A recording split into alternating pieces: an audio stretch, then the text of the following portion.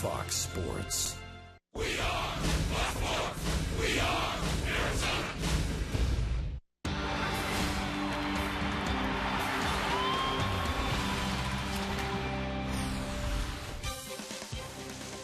It's another great day to be at the ballpark. We are at downtown Phoenix, Arizona, Chase Field, where tonight on Fox Sports Arizona, the Arizona Diamondbacks go toe-to-toe with the Colorado Rockies. We have all the action for you.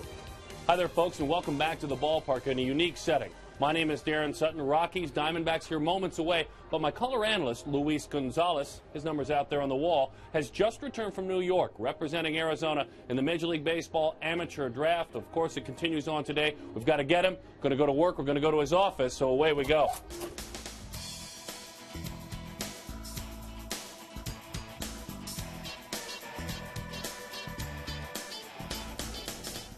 And here we are, the office of Executive Luis Gonzalez. No longer ball player, executive. Gonzo, time to go to work, pal. What's going on? How are you? Good. So just back, right? You're just back. Yeah. You know, I was telling the folks over in the booth I had to come get you. But you kind of have the insider. Now that you're executive guy and you're not as much the ball player, you were in New York. You were representing the Diamondbacks at the amateur draft. Tell us a little bit about Striker Trahan. What did you find out about him? Well, he's 6'1", weighs 215 pounds, catcher out of high school in Louisiana. Pretty exciting kid. I know at the draft, Roland Heeman and myself were there, and a lot of the scouts were talking pretty big raves about him. So we're excited. I know our organization was excited when we talked to him on the phone before we made the pick, and they were excited that he was still on the board. So at 26, that's a steal for us, especially to get a young catcher. All right, so you had that experience with Roland Heeman. Obviously, representing the team was a lot of fun. Tonight, though, I got to unfortunately dial you in as my color analyst tonight. Dexter Fowler. He has been torrid. Now, not only is he hitting the Diamondbacks like he's done his entire career, he is crushing everybody in baseball. He's been red hot. I know you have some insider information. What do we know about what's going on with Fowler? Well, we got to do our homework on him as well as a team. So, he's a guy with a lot of speed. He's very aggressive at the plate. He can bunt. He bunts to first, bunts to third. He keeps, we got to pitch him tough. Got to keep him off base because when he gets on base, the team goes. He's an on-base guy, right? I mean, he's a guy that can now bat leadoff. He's probably more effective in the leadoff spot than the 8 slot. Is that what your notes say? Well, yeah, no doubt. And not only that, but he can run. He's not stealing bases like he used to in the past, but he does have that in the past where he creates a little bit of nuisance when he gets on the base pass. Ian Kennedy. Ian Kennedy's on the bump. For my money, his best start was his last start. He pitched deep into the game. And it's not that he was throwing harder later in the game, but he was just throwing downward plane. Arm angles come up a little bit. What are your thoughts on Ian tonight? Well, there's no doubt he's the guy we need on the mound to stop the funk that we have going on right now here at Chase Field. But with him, like you said, last start was his best start. He needs to be aggressive, pitch aggressive in the strike zone, get ahead of some of these guys, and then pitch his game, which is on the corners, and get them to chase some pitches. So you got your notes? You ready? I do. I'm ready to go. All right, listen, let's hustle back. All right. I brought you a gift from the draft. Look at that, a draft. Got all the, how generous. Got all the prospects. We're on in just a minute, though. I mean, we're actually on, but we gotta. All right. The game starts Let's go. in just a minute. You ready? Yeah, go on. You want me to go ahead? Yeah, I'll lock up for you. Okay, no problem. All right. All right. Take it. Just hustle on down there. They're waiting for you. The producer's waiting for you. Just hustle on down there. Right. This is perfect. This is great. These. If he's got a bag anywhere. Oh, great. Perfect. Got a bag right here. All right. Just load this up. Okay, we're good. By the way, the Diamondbacks and Rockies, they're next.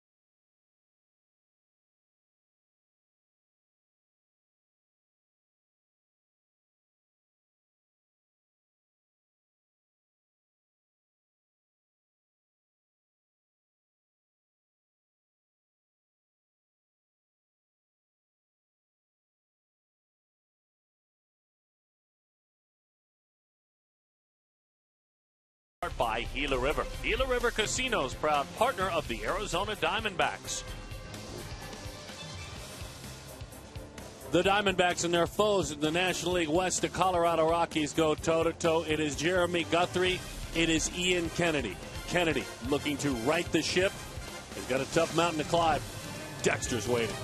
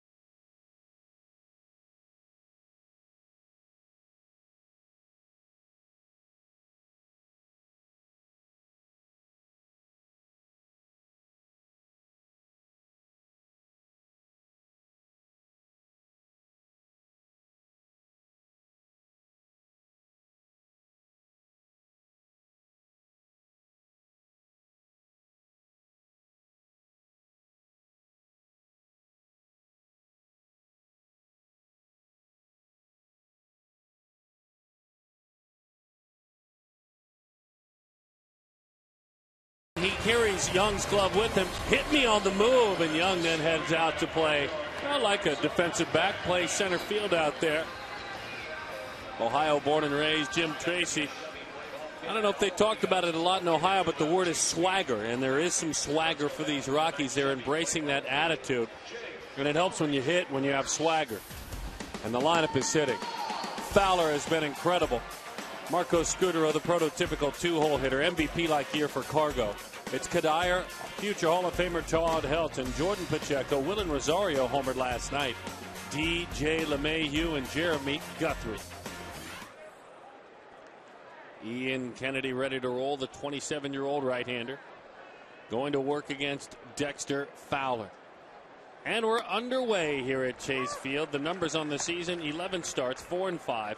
An ERA of 4.26, but last time out in San Francisco pitched Indy the 8th, gave up just one run. Yeah, there's no doubt, Darren. Those are definitely not the numbers that he wanted to have to come out of the start the season, but he's on the rebound now. He's trying to get back on track for this ball club. They desperately need him to get back on track. It was interesting, too, because he threw 122 pitches in that game. That to me, sends a message that I'm here to be the leader. I'm willing to stretch things out. I'm not worried about my pitch count. And for those of you that watched that outing, you knew that Kennedy really took it personal, that he wanted to help to turn things around. Well, there's no doubt. Both of these teams really have underachieved so far this season. I think the Rockies, when you looked at their offense, they were expecting to put up a lot of runs and go out there and score a lot, just as well as the Diamondbacks after having the great season they did last year. Both these teams are definitely not where they want to be right now. Justin Upton watches tonight. We'll show you the lineup here in a bit. That is strike three. Kennedy takes a walk away from the home plate area. Kennedy with his 60th strikeout on the season. Defensively, you'll notice that Eduardo Parra is in right field. Kubel and Young round out the outfield. It's Bell, Bloomquist, Hill. Lyle Overbay gets the start at first base. Miguel Montero back behind the plate. But Kubel out there in left with Chris Young in center. And the Gold Glove candidate, no matter where he plays, in right, Eduardo Parra. Upton has a great seat, but he likes having his action go on in front of the seats as he watches from the corner of the Diamondbacks dugout, the far corner, and there's a strike. 0-1 the count. Excuse me, Darren. I was almost surprised to see Overbay in the lineup, as well as Goldschmidt has been swinging the bat as of late, getting his average almost to 280. And Lyle Overbay has done a fantastic job for her this year. But if you're going to sit a guy like Upton, maybe you might want to swing an Overbay out to left field and move those guys around a little bit just to get another offensive bat in the lineup. Both those guys have done a great job, and I think Goldschmidt is a better player when he's playing every day. That one belted down the line. There's no doubt about it. I would even submit to you that the man in right field you could say the same thing about in Gerardo Parra. Oh, he's the ignition starter for our ball club when he's up there. But our lineup has been inconsistent this year. You don't know where these guys are coming or going or where they've been playing. And that's been Gibby's system for the last year or two here now. Montero runs out of room. That one's a souvenir down below. I'll tell you, though, I love your thinking because it's a little bit out of the box and old school. You know, it's classic thinking. Just get enough bats out there. Ask an athlete to be an athlete. Ask a first baseman maybe run around in the outfield. I think that's a creative idea. It's certainly outside of the box. Well, I mean, when your team's struggling, you got to look for something different to try to get out there and create some type of shaking things up. A long, long ways, but another foul ball. I think the difference in last year and this year for Kirk Gibson is simply put production, right? I mean, because he did a lot of this last year, but it all worked. Yeah, it really did. I mean, every button that he touched last year, everything was clicking. And this year, the guys got out of the gates slow. The guy on the mound tonight, he was highly expected to do. You see a nice stop by Bell. They're saving a double down the line. But, you know, and if you ask Ian Kennedy, he'll tell you himself, he's not the same guy he was last year. I mean, this guy got out of the gates. There you see a ball hit down the line just off the heel of the glove of Bell. Base hit for Scudero. So now Carlos Gonzalez. When do you start with him? I mean, you had Gonzalez quiet last night, and you still had a tough ball game against the Colorado Rockies. He is having an MVP caliber year. His manager Jim Tracy said he has taken the step into the elite player category. Well, you could tell when these guys are going well, you see the confidence when they step into the batter's box. A little bit more of a swagger when they get in there. It's kind of their word. Their word is swagger. They're having fun with it. Troy Tulowitzki has talked about it. It helps to have swagger when you're hitting with this guy in your lineup. Oh, there's no doubt. Look at those incredible numbers. 4-12, 6 homers, 13 RBIs, and more importantly, 14 run scores. So he's doing a little bit of everything for his offense. That's a cut fastball. Kennedy will throw that. It runs in to a left-handed hitter. So the count is 2-0 on the one-time Arizona Diamondback farmhand, Carlos Gonzalez. Oh, and you got to be very careful. Ian's got to be careful because if he's got to get it really far in there because Gonzalez has quick hands in the inside of that strike zone. Pretty pitch. He was careful. Oh, he was looking inside. He was cheating inside and took that pitch right over the outer half. I think Ian set him up pretty well there. He threw that pitch in and then he went right back away.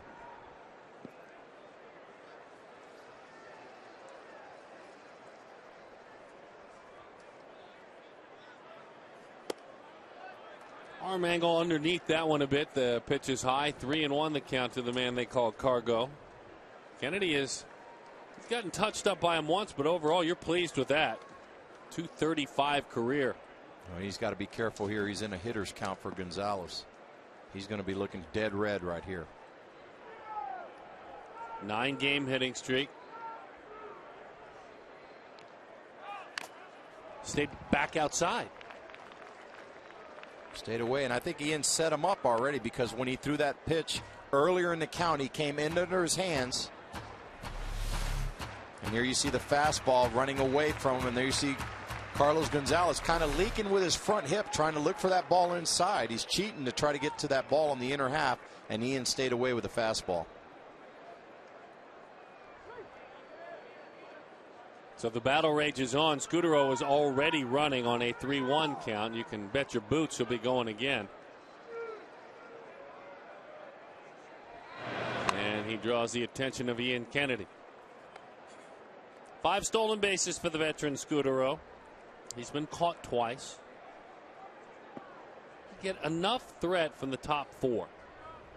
6 stolen bases, 5, 8, and 7. First 4 hitters in the lineup. Runner goes, swung on a miss, throw down high, past the bag, and still a stolen base. But a big strikeout, a huge strikeout of Carlos Gonzalez. Yeah, you usually don't see that. Gonzalez chased a pitch up and out of the zone there. There you see it up and away. High throw by Miggy. Michael Kadire. Well, I tell you, on that replay, that ball that Ian Kennedy threw had a lot of run on it. That ball just ran away from Gonzalez at the plate.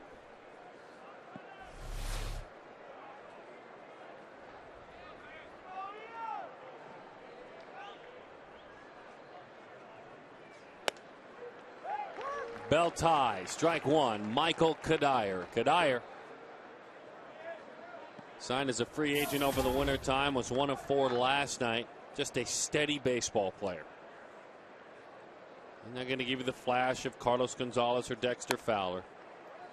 He is the one that lived for several years in the shadows of Morneau and Mauer. Oh, and him and Kubel on our team, those were 2 very important pieces of that puzzle in Minnesota. Those guys were 2 of the guys that weren't as big notoriety wise, but they were the glue that kind of held that team together out there. Kubel and Kadire both had their best years in 2009. At the same time, a young catcher by the name of Mauer hit .365, and a young slugging first baseman by the name of Morneau drove in 100. Well, and these 2 guys that you just talked about, great young players, but Kadire and Kubel were the protection for those 2. The 1-2. And they're glad to be those guys. They don't doubt. need the limelight. They're glad to be the bodyguards. They're talking a lot to Jason Kubel before the game.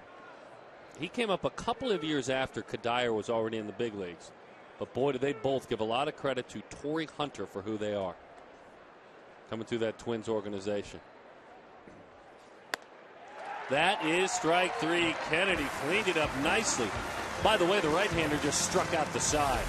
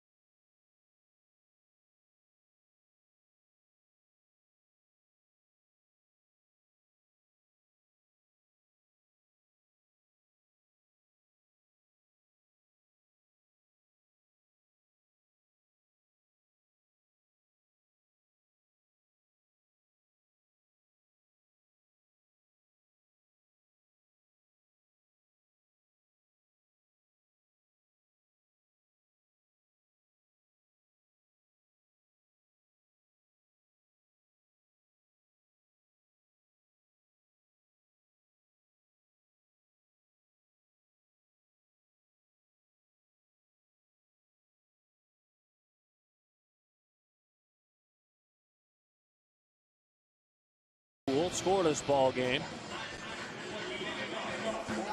Skipper Kirk Gibson had to field all sorts of unique questions today about his right fielder, about his boss. It was an interesting day for Kirk Gibson. I just want to make out a starting lineup and play some baseball. It's, by the way, brought to you by Mazda. I'll answer your questions. Can we play ball? Parra, Bloomquist, Kubel, Montero. It's Young, it's Overbay, it's Bell, it's Hill, Ian Kennedy. Can you maybe ask me about the draft or something? The fun assignment of being a manager.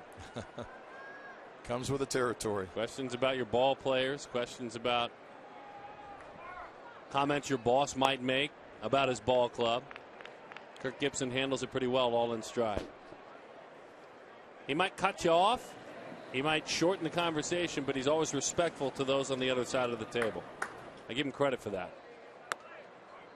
1-1 the count. Now, Jeremy Guthrie, he's 33 years old. He's had a tough go of it, specifically his last 3 starts.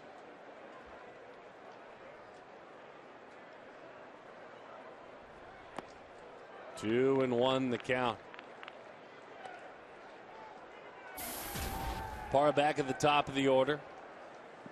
Has done good work when being assigned that top spot. Very dependable as a leadoff hitter.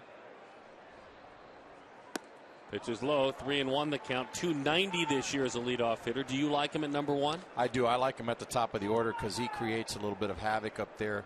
Guthrie's a guy that throws a lot of cutters. Likes to throw the ball in under their hands, back leg sliders to the righties or to the lefties. See how he keeps that ball in right there. He'll mix it up. He throws that fastball in the 90 to 95 range. Come right back with a curveball, slider, changeup. He's got a little bit of everything. He has had a really tough time pitching at home at Coors Field. Coors Field is inside of his mind a little bit. Parra, hot shot, base hit. His 19th hit this year as a leadoff hitter. He is on and a threat to go. He's got 10 stolen bases.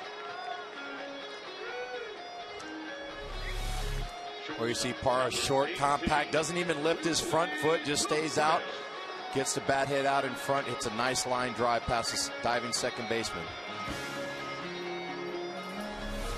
Nice piece of hitting there by Parra. Hey, Ian Kennedy did his job at the top half of the inning. Now it's up to the D-backs offense to try to get us going. And this is a pretty good hit and run combination right here with Bloomquist and Parra.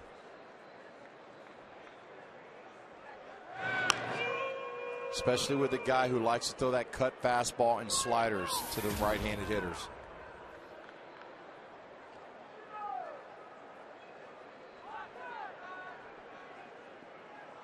Willie has been hot. It's been for a couple of weeks now. And it's been very good news for the Diamondbacks as that is a pitch that nips the inside corner. Good lively fastball, 0-1.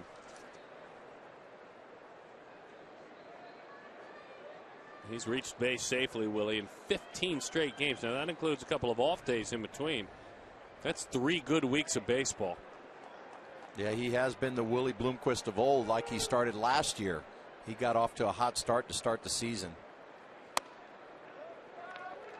Pretty good pitch. Don't forget, every time a Diamondbacks player hits a home run this season, Fulton Homes donates $150 to the Central Arizona Mountain Rescue Association.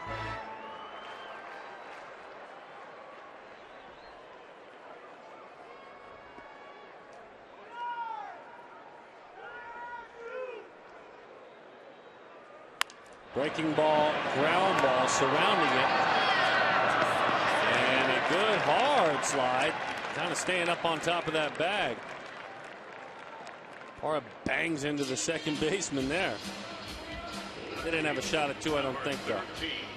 It's kind of fast tonight around second base. You've seen a couple guys today. Here you see the hard slide by Parra, trying to break up the double play.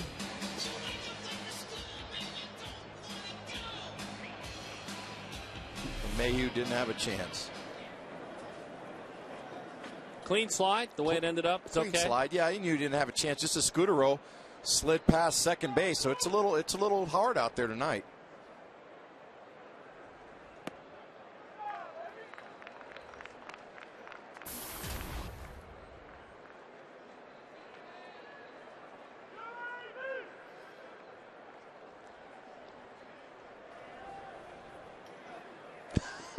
Wow.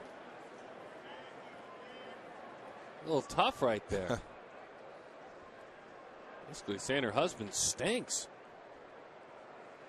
She means after a good workout or a day of working hard in the sun. Didn't look like he was at the game. She was sitting with a couple of her friends. Nope. Ladies' night out. Oh, no, we clearly see what you're saying about your husband. Either that or she made him sit somewhere else. 2-0 the count. High fly ball. That's an easy chance in left field for Carlos Gonzalez. And so Kubel is erased. Jason was over 4 in last night's contest, but starting to see him hit more too, as hitting 4 of his last 5.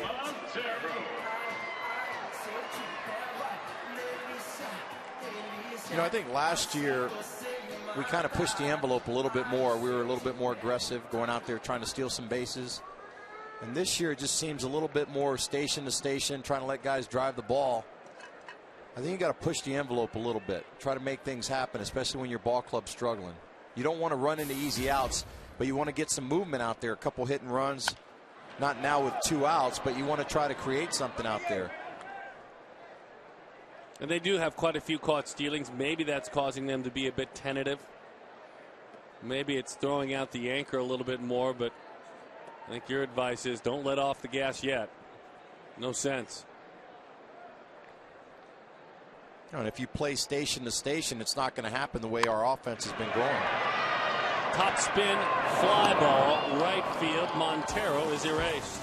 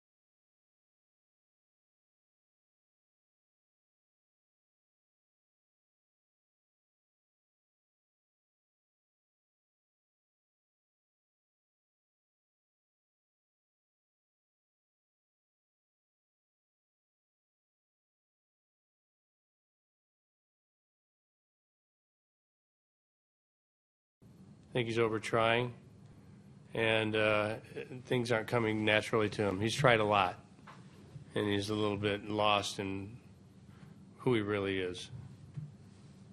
And he's very frustrated, as you can see.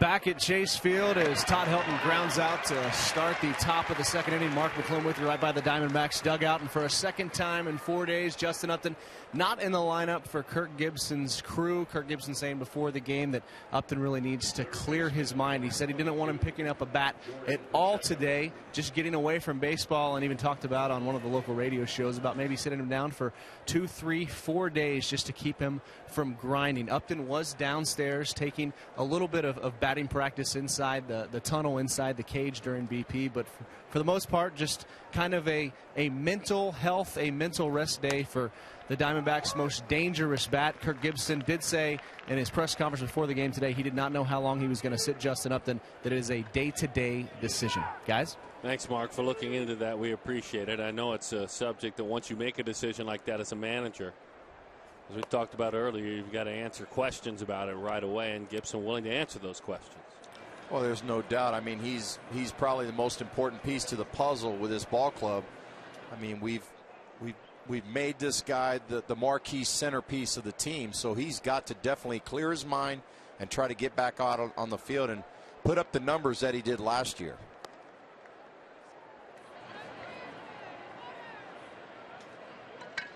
Hey, believe me, it's a lonely island when you're not swinging good, and there's a lot of people counting on you to go out there and play. The season is not over. There's a long way to go. He's just got to clear his mind and get right back at it.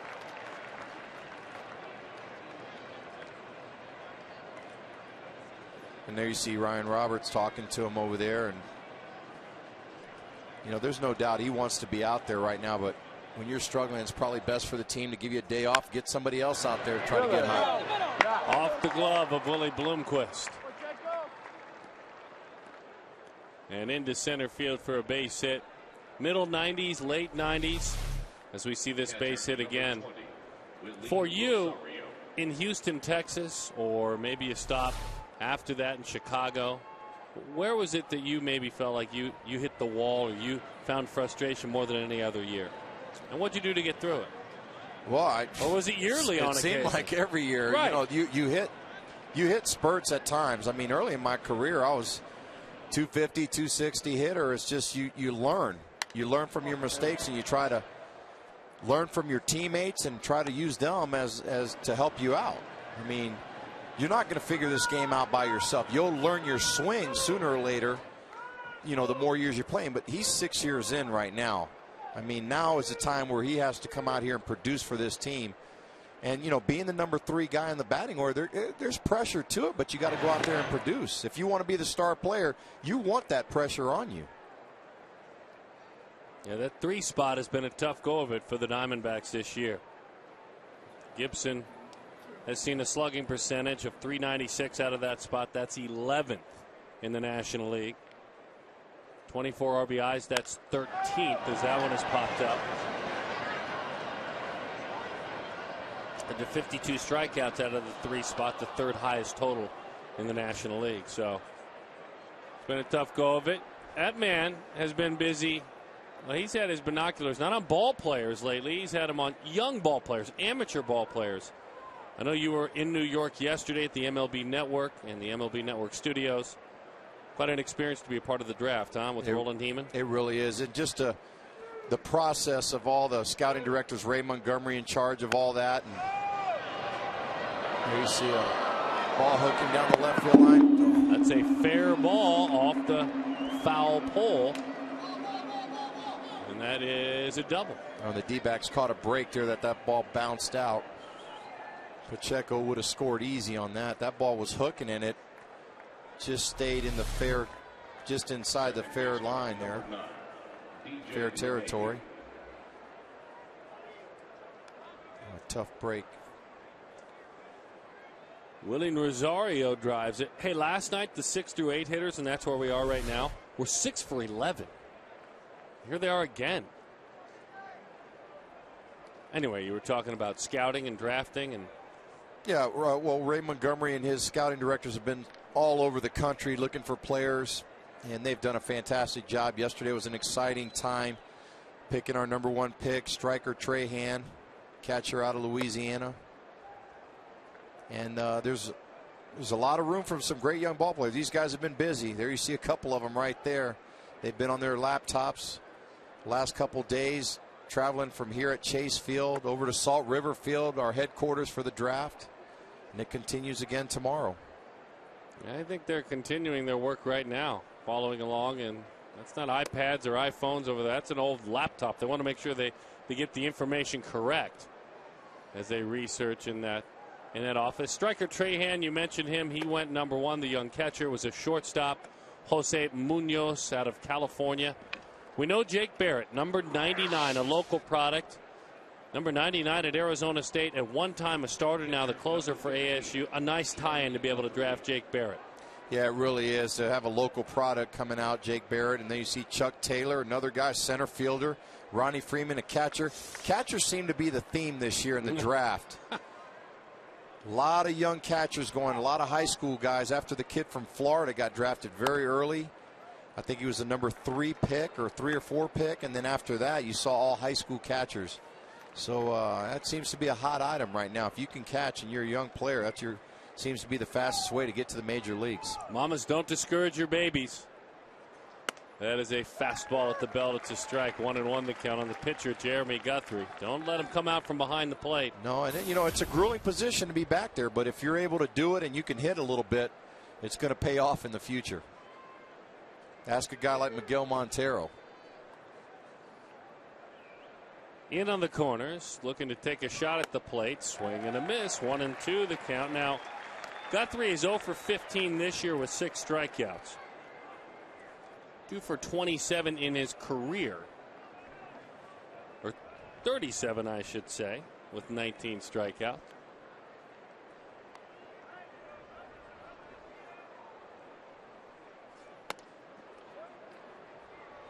Took a look at 1-2 the count. Obviously, if he pops a bunt down, it's a force play at the plate with the bases loaded. Well, I think after looking at his first couple swings, they said you might want to try something different. 2-2 the count.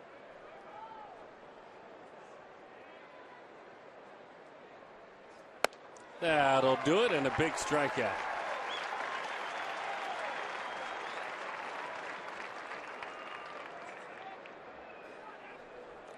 Center fielder Dexter Fowler. So now Dexter Fowler. Excuse me. I know Rosario hit a double down the left field line, but it seems like Ian Kennedy has a little life on his fastball today. Which we saw in San Francisco. Kennedy with 4 strikeouts. Here is Fowler. Right there, there's the life you talk about. Started it in. A lot of run on that fastball. Starts over the inner half or the middle of the plate and runs to the outer half.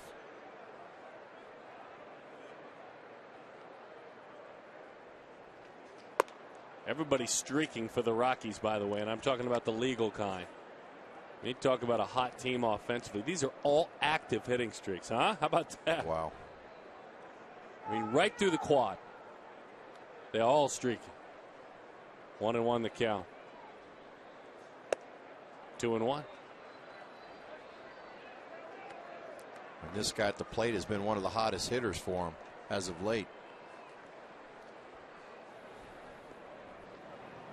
He has always handled Arizona, but now, as you mentioned, in your office, he's handled everyone. Change up on 2-1. That's a gutsy pitch. Yeah, it really is. And I know Fowler was looking for that fastball. And here you see the changeup. You see the good sinking action on it.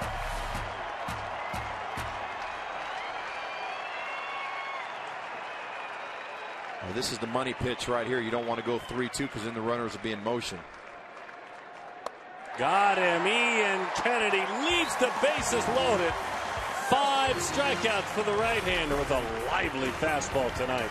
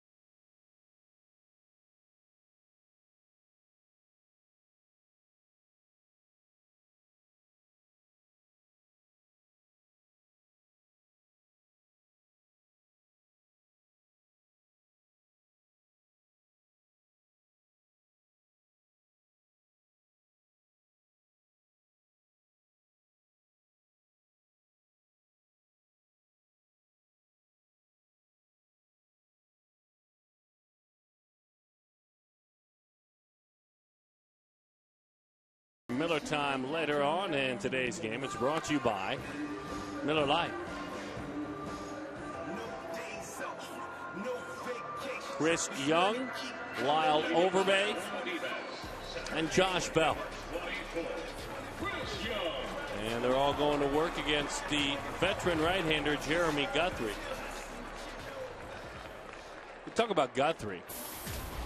From 2008 to 2010, he was Baltimore's main guy in a rotation on a struggling team. Chris Young takes strike one. No, they call it a ball, up and in. Young likes that. Guthrie, I'm sure, not so fond of that call. Those are the career numbers. Again, each year in Baltimore was on a losing squad for Guthrie. This is a guy that survived pretty well in the American League East. He did, and he pitched in a lot of small ballparks. You pitch in Yankee Stadium, you pitch at Baltimore, and then now he made the smart choice of going to Colorado, which is another hitter's ballpark. Colorado has not been good to him this year. The 1-1 to Young, that pitch is low, 2-1 the count. Anytime the Diamondbacks score 6 or more, Taco Bell gives away 3 free tacos with a large drink purchase from 4 to 6 the following day. It's a good thing. Breaking ball spins him out of there.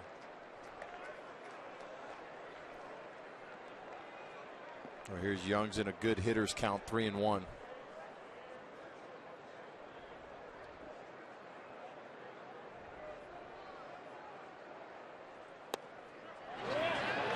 They want to know he did not go around, says veteran umpire and Michigan native Tim McClellan.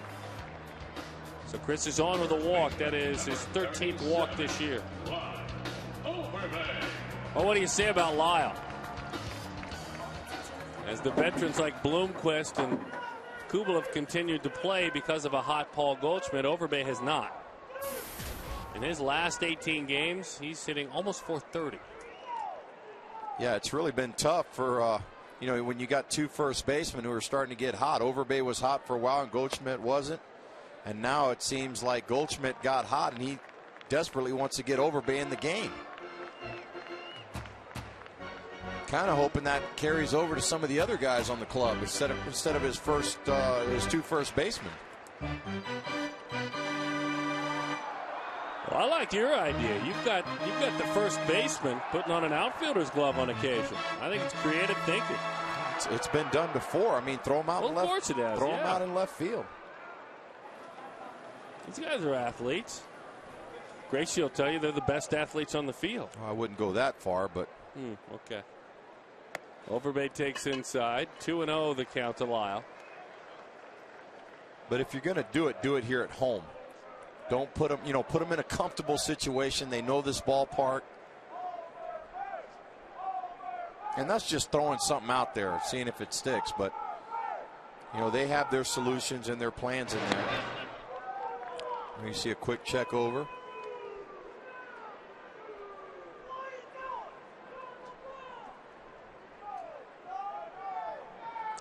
Two 2-0 the count.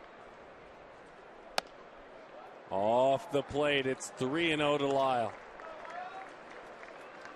Well, they wanted that pitch. They held it out there for a couple seconds. Home plate umpire Marvin Hudson wasn't biting on it. A low strike below the knees. And they've been gone a lot, Gonzo, on occasion, traveling with the team and catching up for representing the team. But since you've gone away and missed a couple of games, Lyle has been nicknamed Sweet Boy. Because Mark Gray said when he was a young player, he was just a sweet kid, a sweet boy. So we've made it one word, and his nickname is Sweet Boy. The 3-1. Chopper to the right side. Oh, my goodness, they got Young. Went ahead and got the lead runner there. DJ LeMahieu, good heads-up play.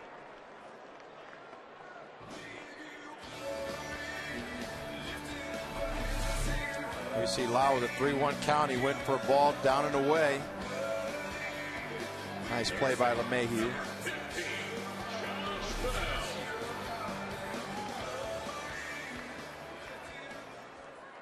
Guthrie continues to get those ground balls in those hitters' counts. We're going to have to start putting those runners in motion there on a 3-1.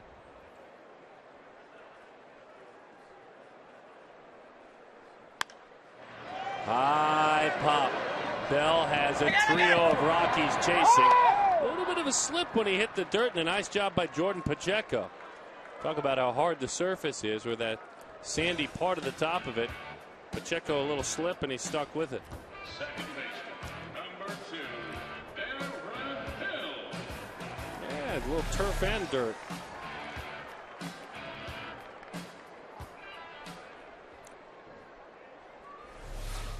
Well, that's wearing those rubber cleats. Never Is he been wearing the rubber? Yep, never been a big fan of that. I've always been a steel cleat kind of guy.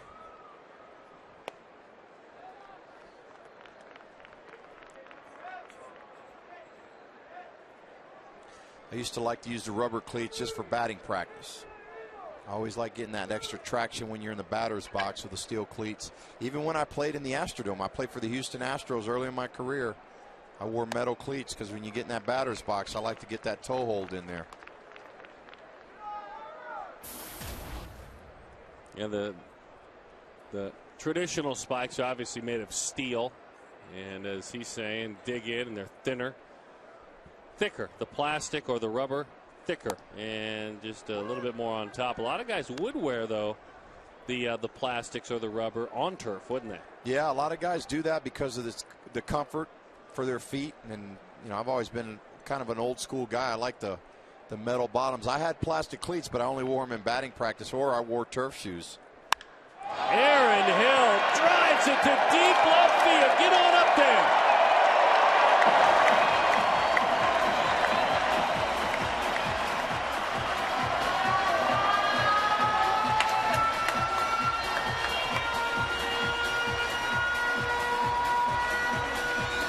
Both of his homes homer, $150 to the Central Arizona Mountain Rescue Association. Had 2 line shots taken away from him yesterday. This one evens it up. Well, no doubt, got a nice compact swing right there. He knew it when he hit it.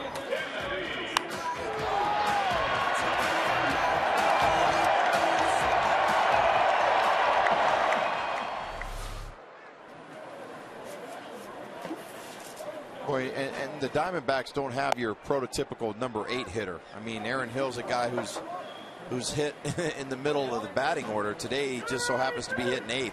But this is a guy who hits up in the batting order for the most part.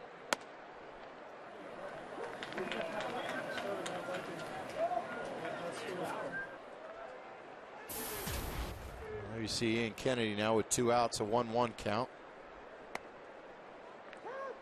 Little slider over the outer half for strike 2.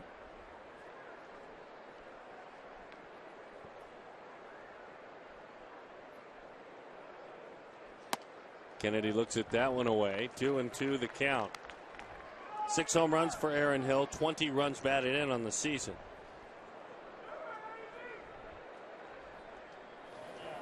Well, that was a loud sound. Yeah, he really put a good pass and a good charge into that one. Into the dirt it goes. Kennedy opts to just let him tag him out. Aaron Hill had one of those nights last night. Base hits taken away in center field and on the right side. A fan was the only one that could catch that one.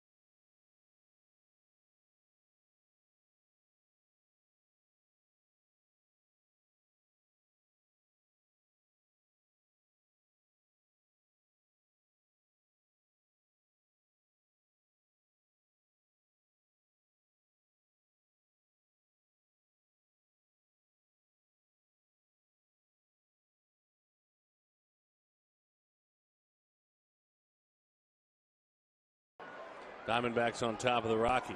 Third inning brought to you by Miller Lite. Visit local retailers and text road trip to the Miller Taste Team. 620-620. Your chance to win one of 3 interdivision rival flyaway trips this summer. Aaron Hill with a long ball. Kennedy. Only concern is a lot of pitches. He would love a nice brisk inning this inning, wouldn't he? Yeah, he really does. He has to attack the zone. Hopefully he can get some of these guys to put the ball in play early in the count. He's already up over 45 pitches, 46 now going into the 3rd inning. Scudero takes a changeup. He flips it up there, nips the outside corner. Was that a changeup or a cutter? That might have even been just a little cut fastball.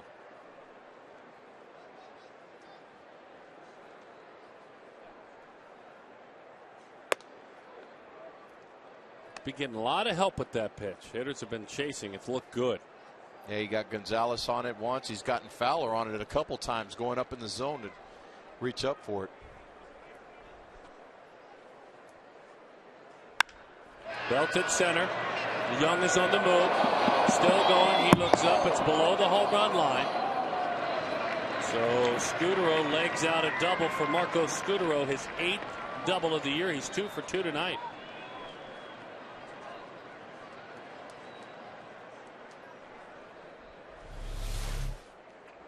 Well, the good part about that, if there is any, is that he's been able to get Fowler out.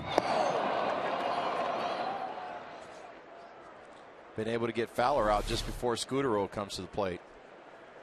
Yeah, he struck him out a couple of times, Fowler, including ending the last inning. Carlos Gonzalez now, he struck him out. With a fastball, runner was going. Is it fastball he chased? Yeah, fastball up in the zone. Well, he pitched out of trouble last inning, and here he is with a leadoff double. Now he's in trouble again early. 1-0 the count. Last year there was no one better in Major League Baseball than Kennedy with runners in scoring position. Opponents hit 141 against him. This year that number still respectable, but 121 points higher at 262.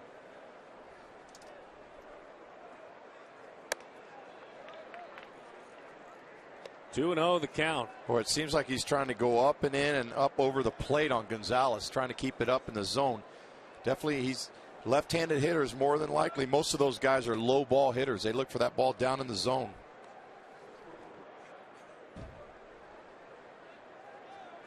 Change up on 2-0. Threw a 2-1 dandy change up earlier. There you see the sink on it. 79 miles an hour.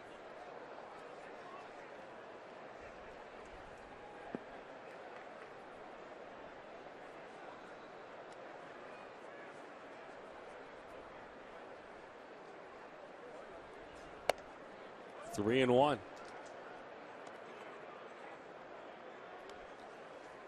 Well, once again, he fell behind on Gonzalez the first at bat, 3-1, and then he got him to foul a ball off and then chase a fastball up in the zone. You continue to fall behind on this guy, you'll be in trouble. Cut fastball, 3-1, got away with it. He did the same thing the last time up too, and then when he went with a 3-2 fastball up in the zone. Well, there you see it in right there. Gonzalez just missing his pitch.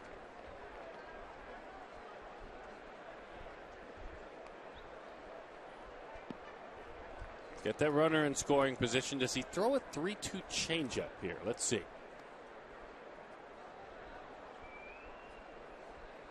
Indecisive. So he takes a look at the runner out there.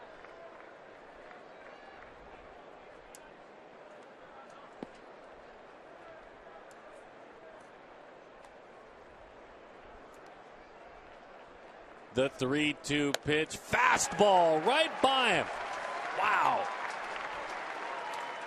Boy, he did it again there. He just blew that fastball right by him. First time up, he threw it by him up in the zone. This time, his fastball just ran away. Started out over the middle of the plate. Ran to the outer half. Big out right there for Ian Kennedy.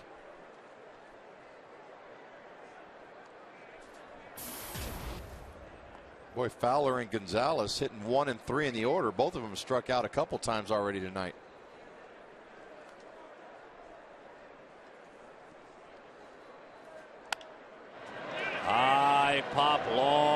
Kugel's still coming, still coming. He's got it. A nice job by Ian Kennedy throwing that ball right under Kadyr's hands. Not able to get that bat out there, get his hands extended.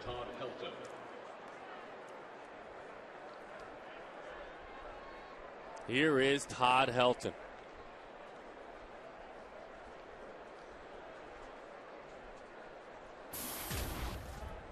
Well, I know although the batting average is .242 this year, this guy's a very dangerous hitter throughout his career. I'm sure there were plenty of people when you got a little longer in the tooth that might have doubted you, and you enjoyed beating them when you could. Well, there's no doubt.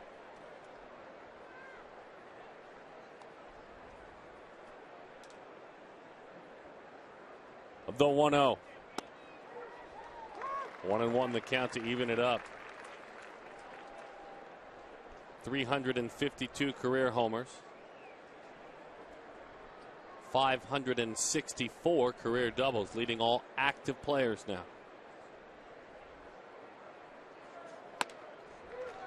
Beautiful pitch.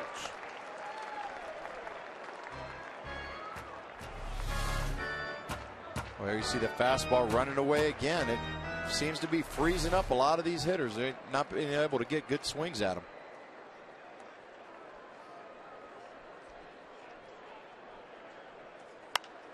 High pop up, and into the seats it goes.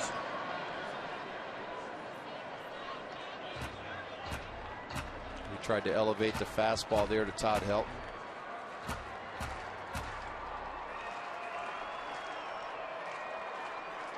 Swinging at his fastball, almost like they're looking changeup. Now I know that's not the case.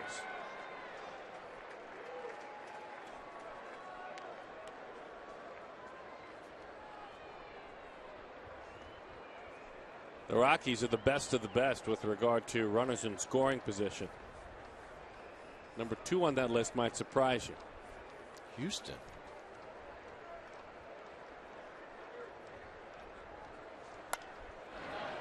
Another fastball.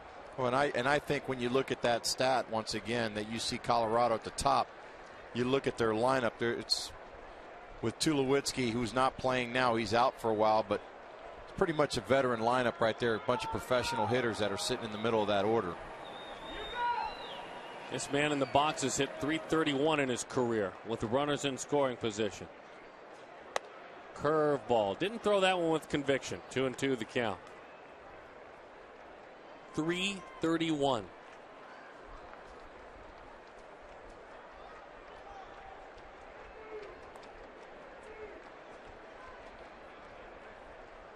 Two. That one he threw with conviction. He nailed the outside corner. Went back to back to an ugly one and then a beautiful one to freeze him.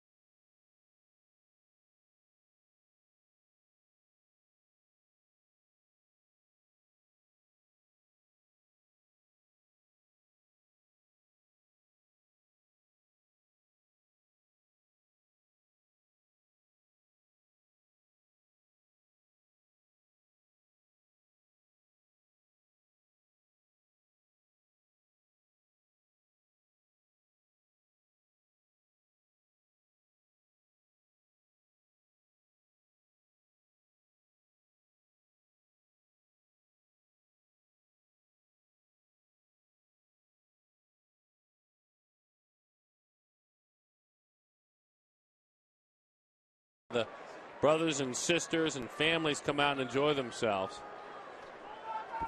And we know you can stay up a little later. Mom's not going to, be sending you to bed the moment you get home from the game. And she's letting you go to the game. That's the key. We hope to see a lot of you youngsters and oldsters too. That's a favorite time of the year, isn't it? Summertime? It's the best. Think about it all day when you're a young boy. You play outside as much as you can stand the heat. Maybe get a swim in. Young gal as well. All our young athletes and sports fans that are gals in the valley. Because later on in the evening you're going to the ball game. Yep. It's the best. It's a lot of fun stuff to do here. And this is where memories are made. Helton has that one squeak on by.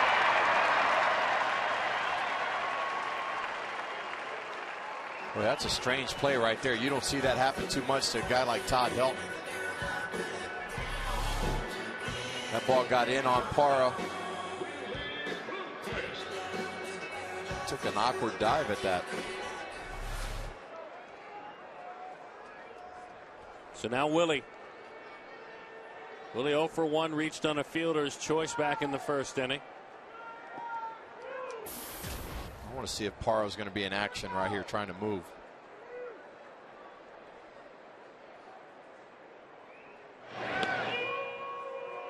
A step off move there. See that back foot step off. He's picked off 9 in his career, a pretty healthy total for a right-handed pitcher. As you can tell, the veteran out of Stanford knows how to keep the runners close.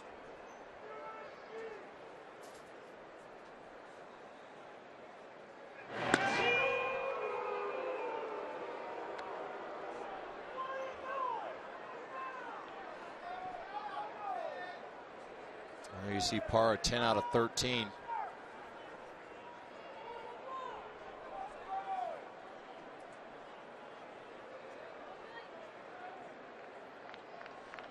Even with the bag at third is Pacheco. In on the hands, good pitch. 0-1 the count.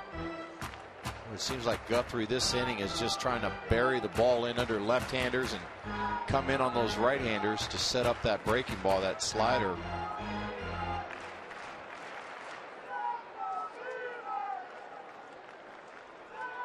So we mentioned earlier, Guthrie at Coors Field, an ERA of nearly 9. On the road, an ERA of just 2.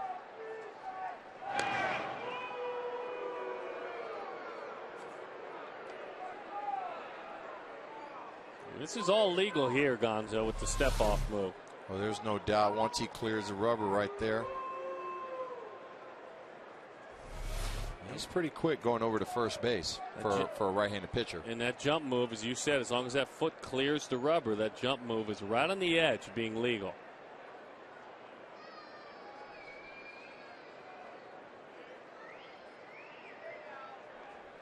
Staying in. My goodness.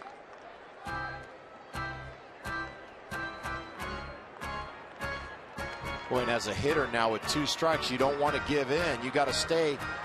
Let him keep jamming you right there, because if he goes away, you want to be able to lay that barrel out there and shoot that ball to right field.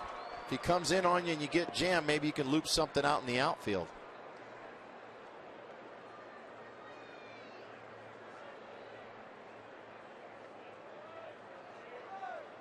In a few steps in the middle, right back in there, didn't get the call. Well, that's a couple pitches he hadn't gotten in there. The catcher Rosario continues to hold it there. They want that pitch.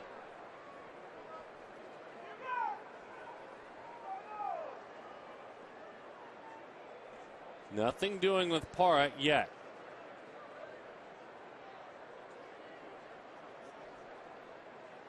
Breaking ball, hung it, but he hung it in. I think Willie just swung in the defense of a strike zone. Yeah, he really did, and what he's doing so well right now is he keeps battling, waiting for that one mistake pitch. There you see that ball stayed in. He missed his location. Rosario was sitting on the outer half of the plate.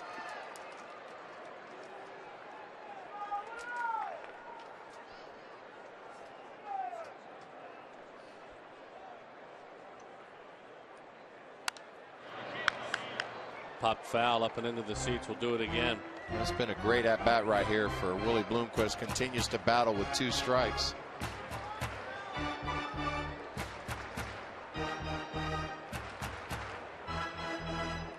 A lot of pitchers will tell you having long and strong fingernails make a big difference, especially if they love that spike curveball where they pull the knuckle up.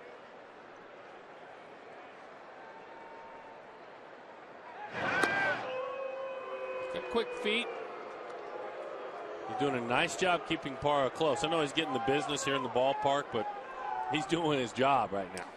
Yeah, there's no doubt he's got Parra on the edge, and he also has Willie Bloomquist with a 1-2 count. Willie's done a great job of continue to foul pitches off. See Rosario setting up away again. Breaking ball, couldn't keep it fair.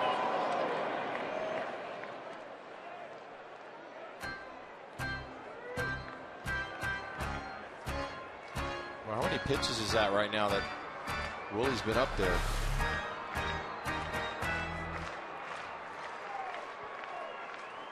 Six heading into 7 with a 1-2 count. He's fouled off some pretty tough pitches. Inside, 2-2.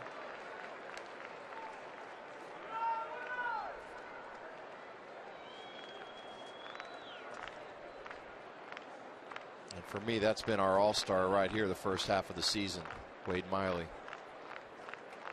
What a great seat. And then he chases a pitch into the dirt. Something worked. After Willie took some close ones, fouled off some nasty ones, something enticed him to chase that pitch in the dirt. That'll frustrate you, huh? Yeah, it really does. He had a great at-bat going into that pitch.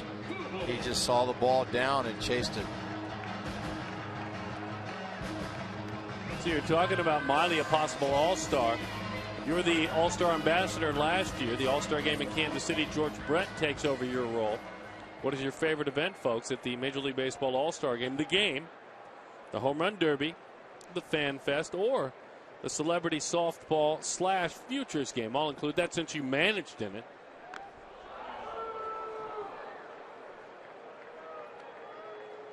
Or is it renting your house and going on a Hawaii vacation to someone coming to the all-star game? I'm sure you can make pretty good coin there doing it in Kansas City.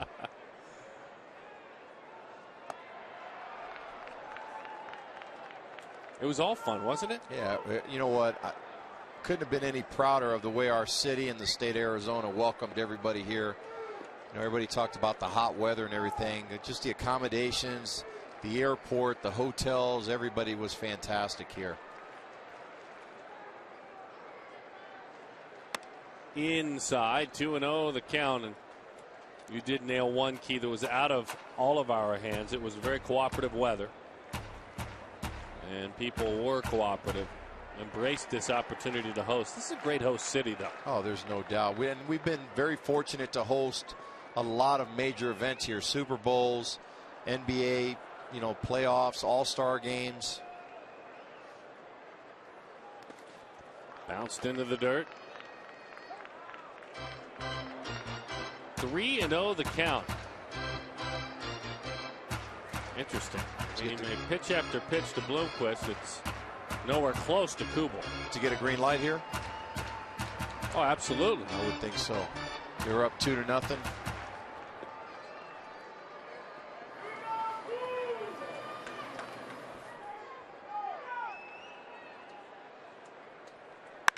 Oh, my. How about you 3-0 green light? Out of here.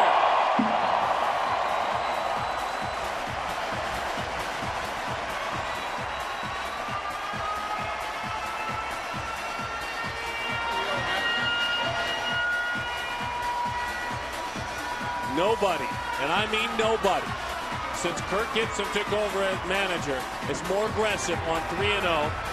It's another Fulton Homes homer, $150 to the Central Arizona Mountain Rescue Association. And I cannot emphasize enough, nobody. Well, there you see a nice extension. Got that pitch right where he wanted it. Didn't miss it. When you're 3-0 in the count, you're looking one pitch, one spot. There you see Wade Miley a little excited there. And he got it, didn't miss it.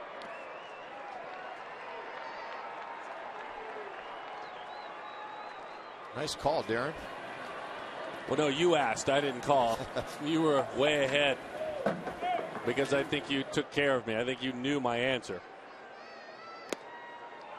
Did you like hitting 3-0? Oh, there's no doubt. Okay, When you're a hitter, especially if you feel comfortable at the plate, if there's a guy you don't feel real good about up there as a hitter and you get a 3-0, you may take yourself. But when you put yourself in a good spot and you're seeing the ball well, you're looking one pitch, one spot, and he got it. He definitely didn't miss it. Yeah, the homer's and the beneficiary. Come on, guys, come sit by me. You're my favorite hitters. That's right. You're my best friend for tonight. Montero takes a strike. And Miggy's up in the count, too, 3-1.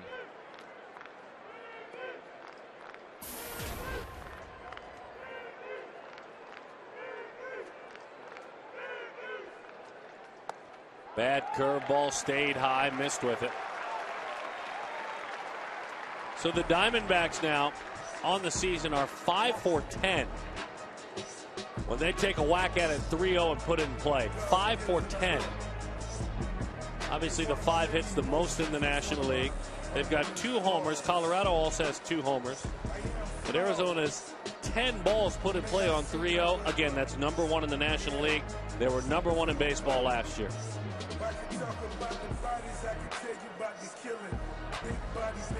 Well, and I think that has to go with the trust that the manager has in the hitter at the plate. And he knows he's not going to chase the ball out of the zone. He's going to look professional hitter, looking one pitch, one spot, and when he gets it.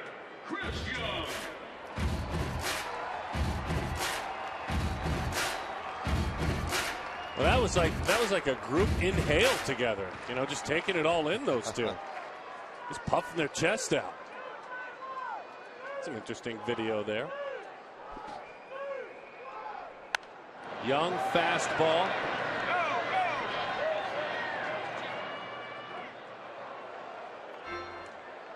Four to nothing is the score.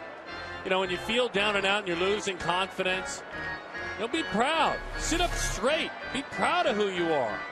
Well, show that logo on your chest. Come on, boys. Yeah, see? You're the Diamondbacks, for goodness sakes. Well done. Thank you. All right, everybody moping around here. Well, when you get a couple runs early, you see a little bit more of a swagger in the dugout. Feels good to jump out early tonight, not have to play catch up. Good change up. That one dives out of the zone. 1-2 the count.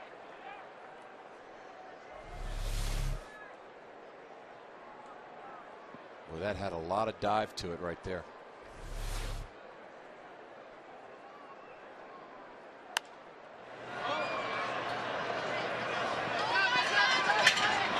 Helton can't hold on.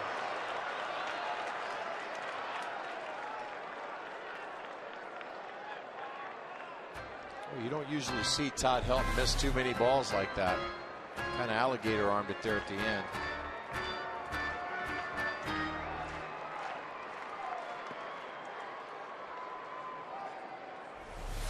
Just couldn't get to it.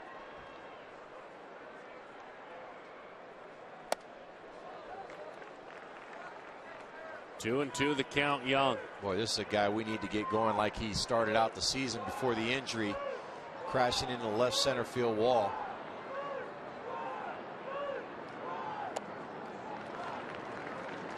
Three and two as that one misses. Let's see if we got Miggy running here with a 3-2, 1 out. I'm going to go with no, since I guessed on the 3-0 green light. I think they're going to send him. Okay. No. Shot down the line. How far will it go? And gobbling it up is Gonzalez.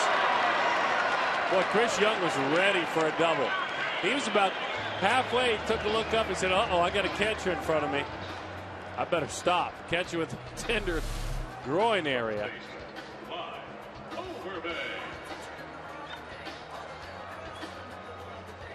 So you got me there because you still know that he's a little tender out there running around the base paths. I think if he's normal running, he's going on He's that going pitch, there. and he would have went to third. Well, you took good care of me on the 3-0, and I did not. I kind of withheld information from you. That's okay. On your question. It's just good to see Chris Young right there battle with 2 strikes and pop a base hit to left field. Overbay through the hole. Helton can't get there. Now they're sending Miguel. Now they're stopping Miguel. Matty had him coming, then put up the stop sign at the last minute. Kind of an adventure on the base pad for Miguel. Wow, Overbay with the base hit. There you see him hit the 4-hole between first and second base.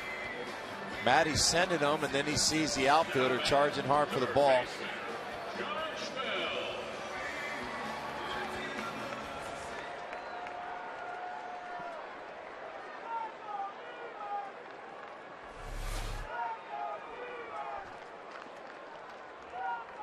Well, here's where we can put a big dent in this ball game right here. We need Bell to get something up in the zone, try to drive it out there in the outfield.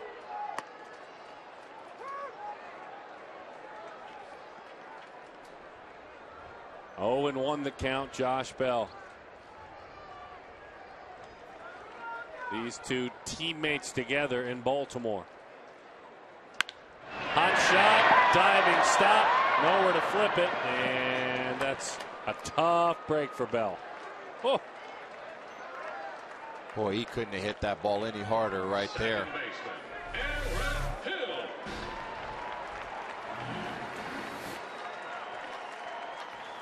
Nice play.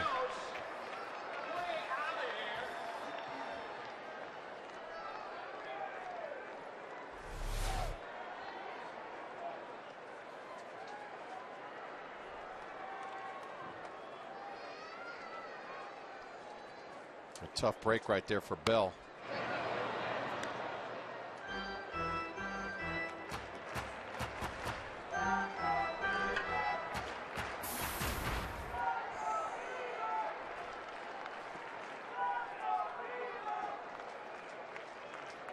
Oh, and 1 the count.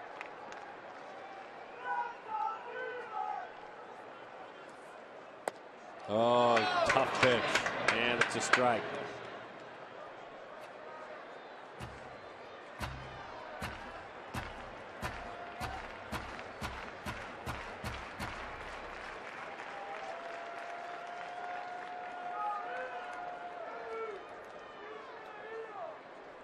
The 0-2. Swing and a miss. Guthrie gets out of it, leaving the bases loaded. But Jason Kubel, 3-0 green light. Kirk Gibson's your manager, you betcha. And you make your manager look really smart when you do that.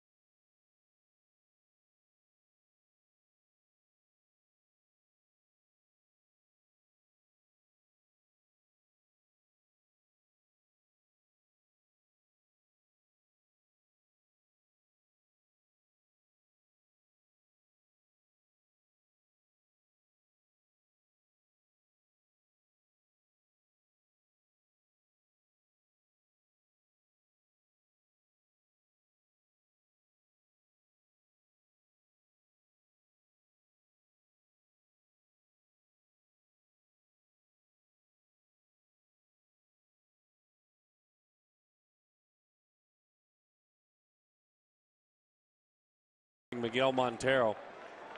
Got to be honest with you, with a healing catcher, your franchise player, one of them, and a groin injury with the catcher, I don't blame him for making that choice. Yeah, that's not a bad move right there. And you had Bell. He couldn't have hit the ball any harder. He lined out to second base.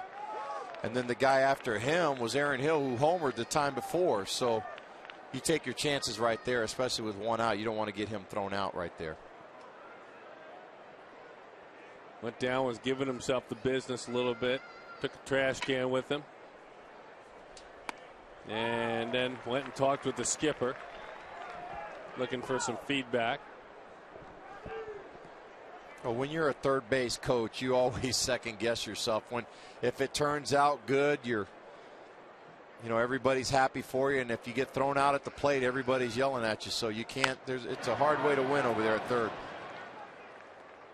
You saw him working with Josh Bell a moment ago, just moving him.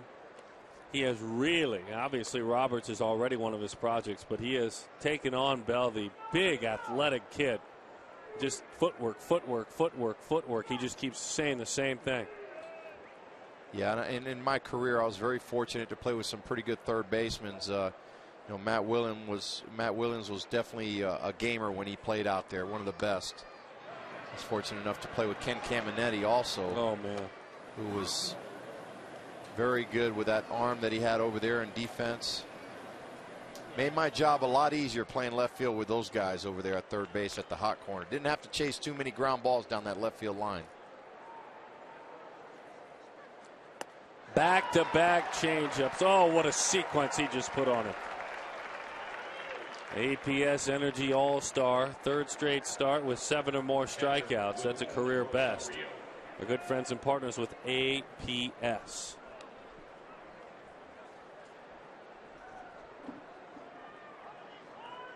Oh, and he's got a 4-run lead now. He can go ahead and attack that strike zone, try to keep his pitch count down, go right after these guys.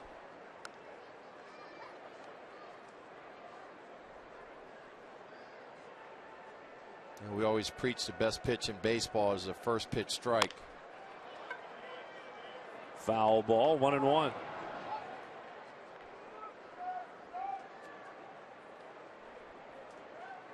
AT&T trivia question. Well, Rosario leads Major League Baseball rookies with 9 home runs. Who holds the Major League Baseball record for most home runs in a season by a rookie catcher? Mark McGwire holds the home run record for rookies across the board. But what about a rookie catcher? What was that, 86? 87 that McGwire did that? It's a good question.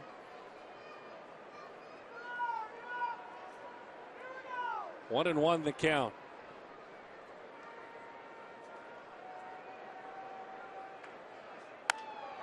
Beat him with a fastball, fouls it off.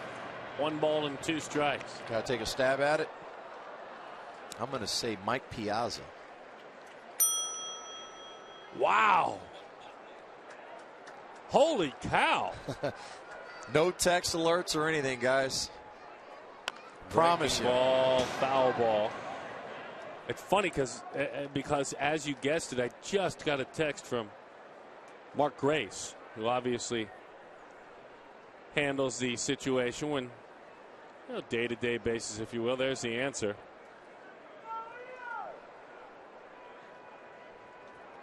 Gracie wanted to guess himself, as that one is high, and he never caught. So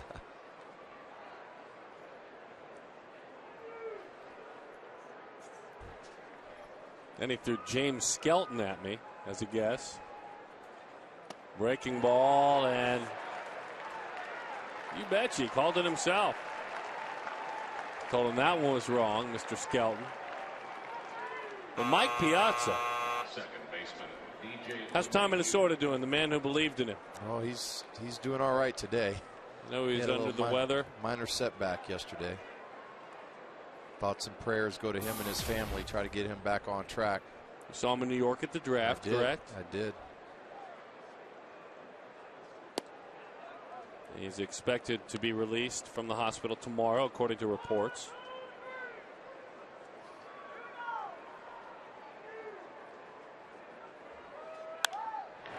And of course, Time and sort of took advantage of, what was it, Gonzo? A mild heart problem that he battled through? He did. He had a minor heart attack, I think. He took advantage as he's healing to grab his iPad, whatever he tweets with, as that one is just off the plate. And Lasorda let everyone know that it's official. I have found out it's Gibby's old manager, too. I do bleed Dodger blue. So when they went in to take some blood, he found that out. Ian Kennedy do it. 2-2 the count.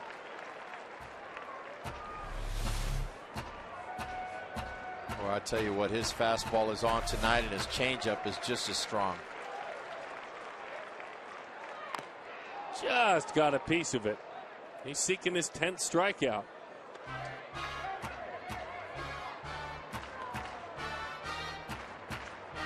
Hey. Share.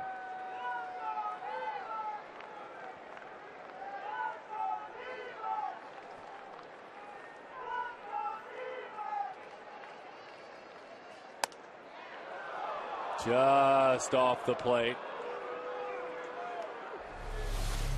Well, I tell you, he's got that late life today on that fastball.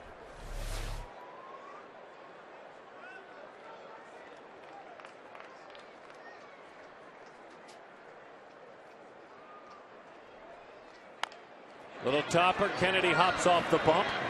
Little flip in time for the out. Kennedy, fabulous.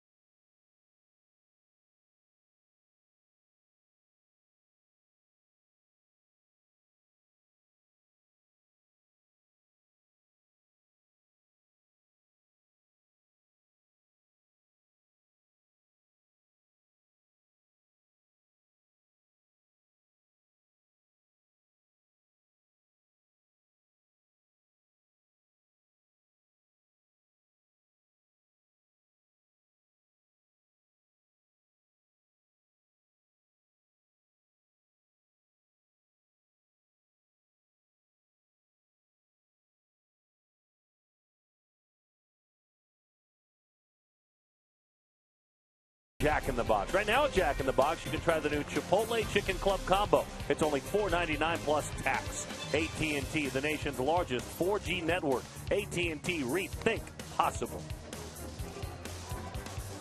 Back of the ball yard, don't forget the Pepsi Max Value Pack. The Cubs are coming to town.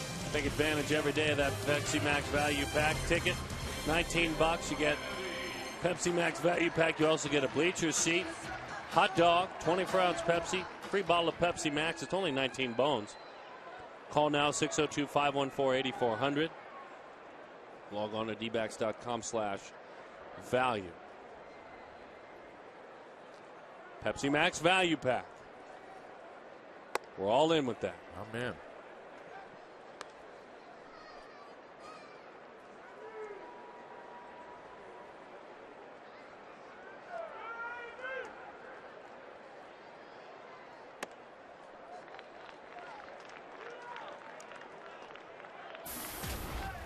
Guthrie seems to be pitching behind now. His pitch totals have seemed to jump up after last inning. Now he's coming into the 70 pitches right here after this one. 70 pitches right here.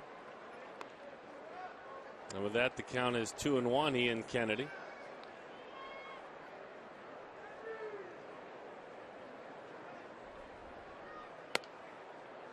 Two and two. Guthrie's last three starts tough skating. 18 innings, 6 home runs allowed, a 6.5 ERA. That's coming into tonight. Kennedy goes down on strikes. Don't forget the folks are enjoying themselves at the RamTrucks.tv pool. Great place to enjoy the ball game.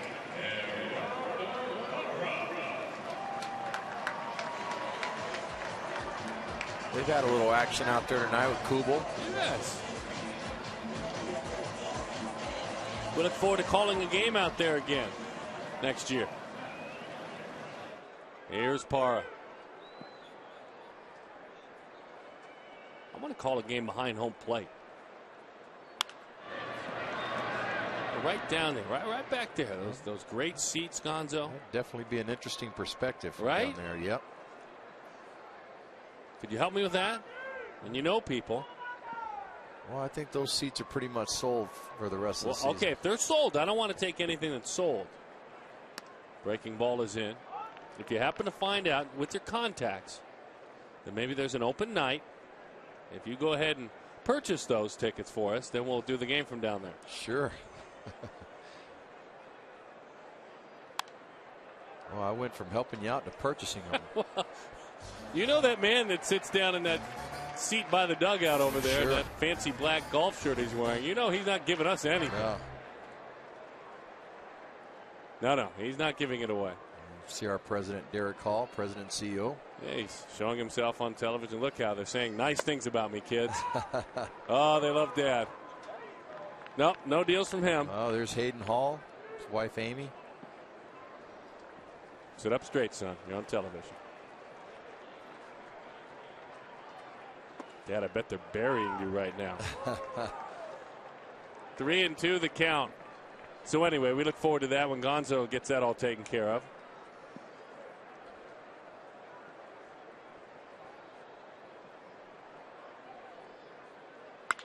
Hot shot, have a night, Parra. Off the glove of DJ LeMahieu. Parra with a 3-for-3 night. A couple of them have proven that baseball is truly a game of inches. An inch here, an inch there, and he's 3-for-3.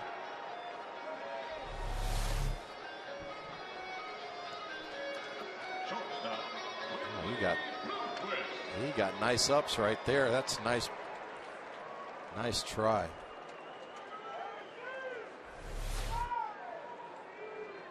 Mayhew looked like he had a little bit of basketball skills there trying to get that one. Trying to bail out his pitcher. You don't mind that one bit.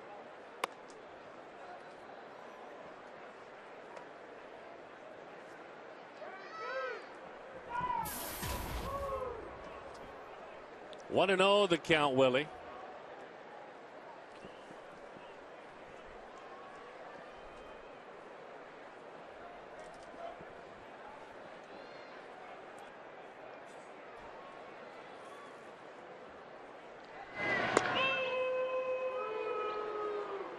Parra with 3 hits. He might just dust off a spot on that bench for tomorrow. It's funny how it works. Kirk Gibson got to get all his guys playing time, and that we only kid. But there are times when Gibson has a hunch or moves somebody else back in there. Fair ball off the short wall and right. Willie Bloomquist in. That is a double. The Diamondbacks with runners on second and third. Good to see for Willie. Chased the ball in the dirt. His last at bat for strike 3. That's got to feel good. Well, nice piece of hitting right here. He just dropped the head. He couldn't kept that any better down that first base line. Just out of the reach of Todd Helton.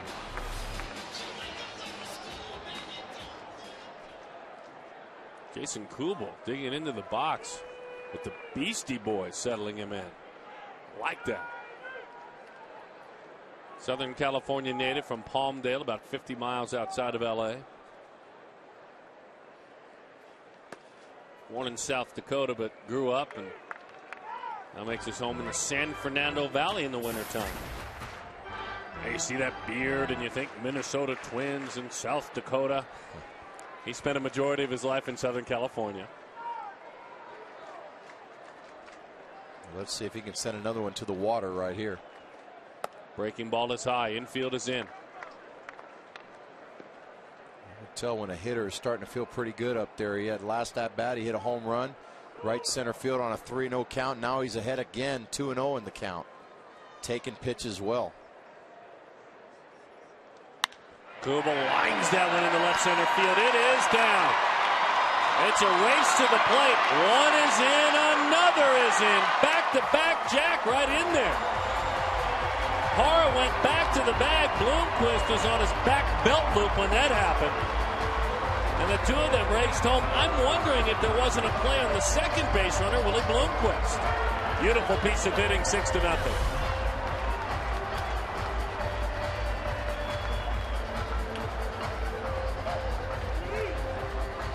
Yeah, maybe not, huh?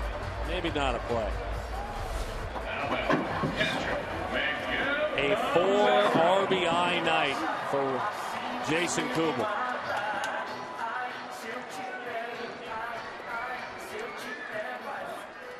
Tacos, by the way, for everyone. Tomorrow, purchase yourself a large drink. You get 3 free tacos at Taco Bell about dinner time between 4 and 6.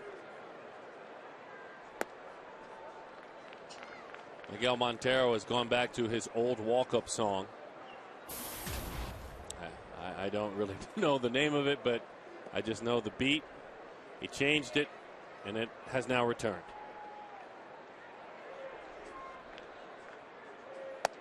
He had one a couple of years ago that was, in a word, terrible. I mean, it was troubling. And his wife made him change it. This is a good fun one, though. We'd like to sing it to you, but the lawyers would call immediately. The 2-0. Pickoff throw. Whoa, baby.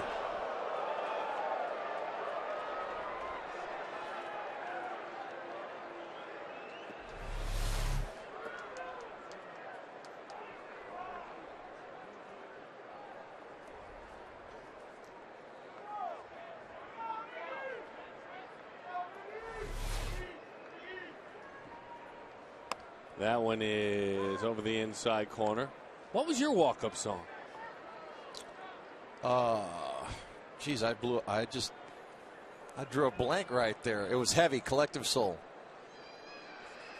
2-2 the count. That's a good one. Bouncing ball right by Helton into right field. Kubel on his way to third.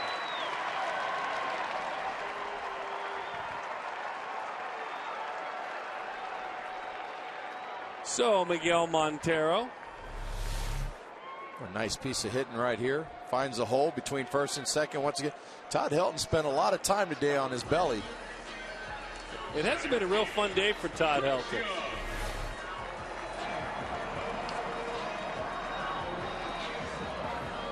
CenturyLink high-speed internet, high-speed pitch. Guthrie 94, Kennedy 93. The Oregon native, first-round pick out of Stanford. Sees that one rolled foul.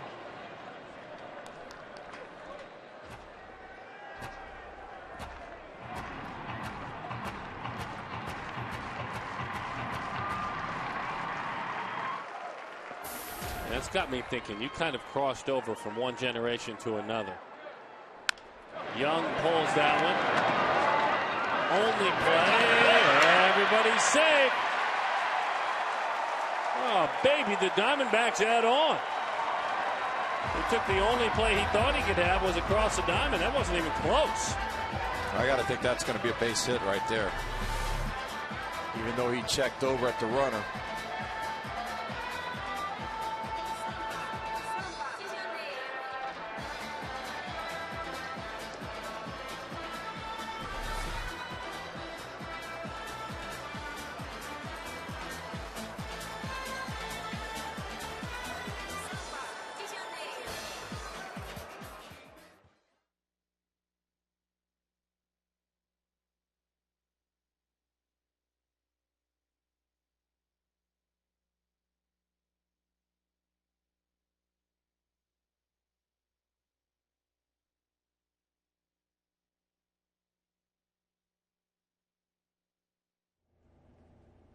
Yeah, absolutely. Yeah, this is Gonzo. Sure. Sunday morning, I'll be there. Now, this appearance is on the house. Absolutely. Bring as many as you want to have signed. Yeah, I mean, I'll be there at 6:30 in the morning. That's great. All right. All righty then. Bye-bye.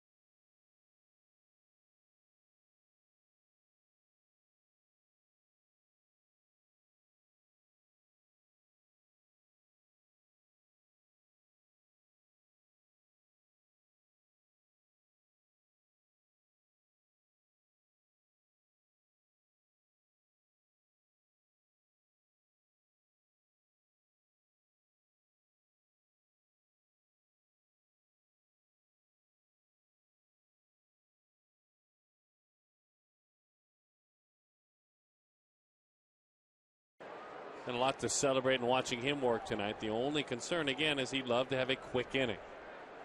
Eric Young Jr. hits.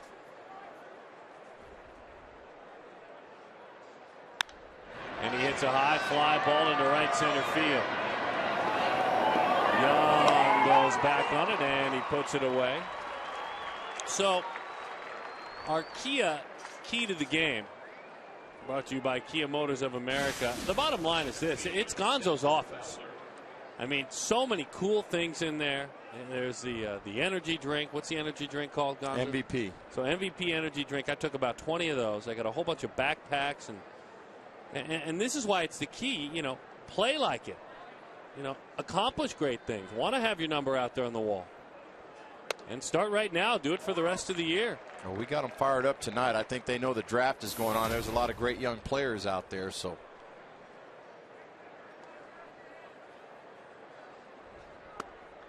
Oh, and 2 the count. Now, are you saying they're fired up for addition to the roster, or are they a little bit fired up because there's guys who take their jobs? There's now? guys coming. There's guys coming. A little motivation, a little extra motivation. That's exactly right.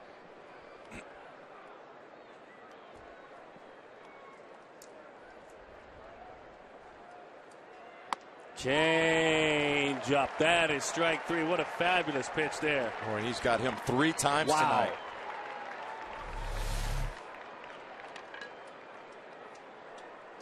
Well, that's a nice pitch right there to get Fowler out. Shortstop, Marco Scooter. Darren, I tell you what, I can't get you tickets back behind home plate, but my buddy just texted me.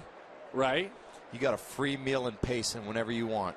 Okay, that's a start. Can we do the game from up there? Fargo Steakhouse. Okay. The owner, Rick, and his family, they said they'll take care of you. You got a car, right? I do have a car. I'm not paying for the gas. No? You can drive over to the Rim Country. They'll take care of you over there. Well, you know how I roll. When you ask me a question like that, I say, absolutely, my good friends at Sanderson, Ford, and Lincoln. There's That'll no work. doubt I have a They'll car. put you in the car. I'm all set.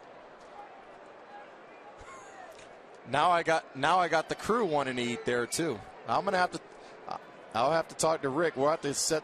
I got a Sprinter van. I'm gonna have to load everybody up and take them down there. Great prime rib over there.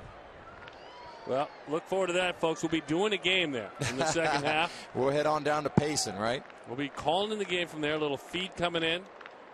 They got a great little bar up there. Good food, good people. Hop foul up and into the seats it goes.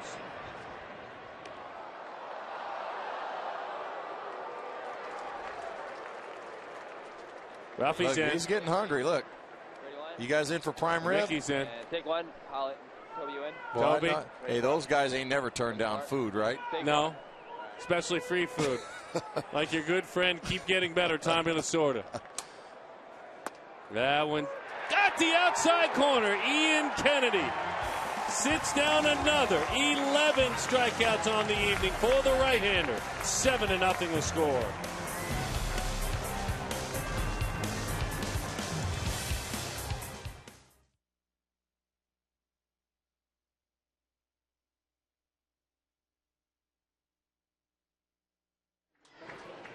Yeah. The suite is if you're looking at home first baseline, but it's right. It's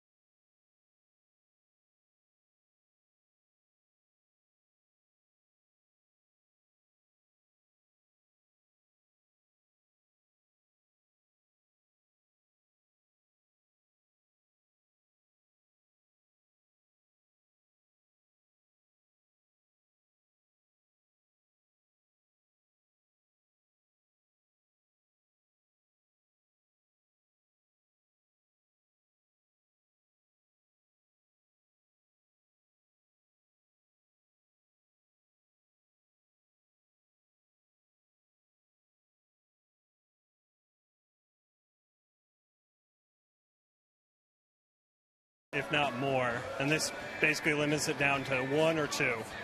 Makes it easy.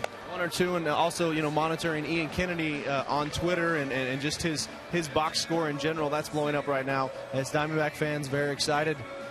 Rockies fans, not so excited. The hashtag tonight we're using for this is FSAZ Game Connect. So log on, check it out, and give us some of your feedback, guys, because it's really a great second screen experience to watching Diamondbacks baseball and any sporting event here on Fox Sports Arizona. Moscoso goes to work, Guillermo Moscoso. And I'll tell you this right now, as Tyler Colvin is at first base.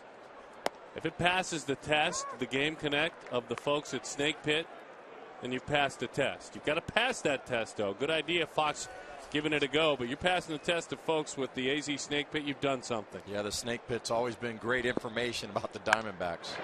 On the ground.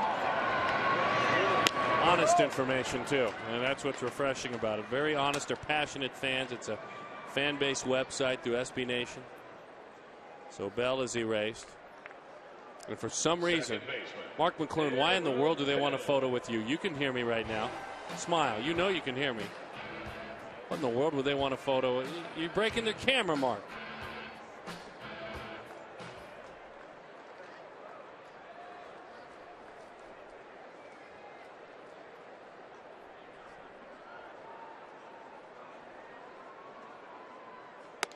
Fastball high, 1-0 the count.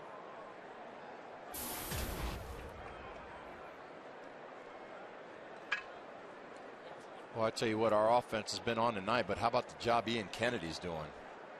He's been lights out.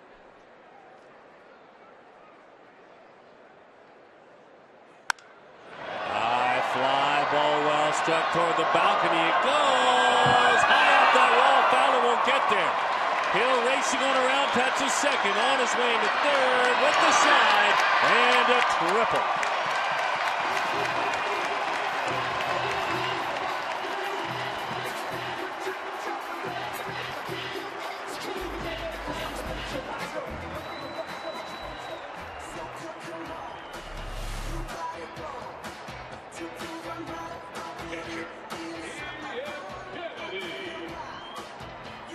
He had 2 sure base hits taken away last night. One Fowler in center field, another one to the right side by the second baseman LeMahieu. He's gotten it all back tonight. Oh, he has. He's got his power game on going tonight.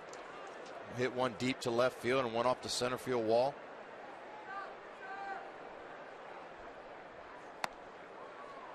See if we can sneak 2 more ABs for him. We got a chance for a double and a single. Might see a cycle. Yeah, he's knocked the hard ones out of the way. Not bad for a number 8 hitter, huh? Not bad at all.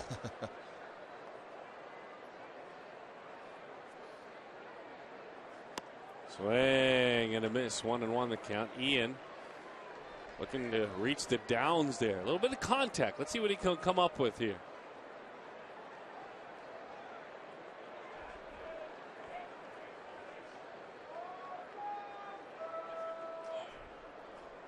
Breaking ball. There's a strike.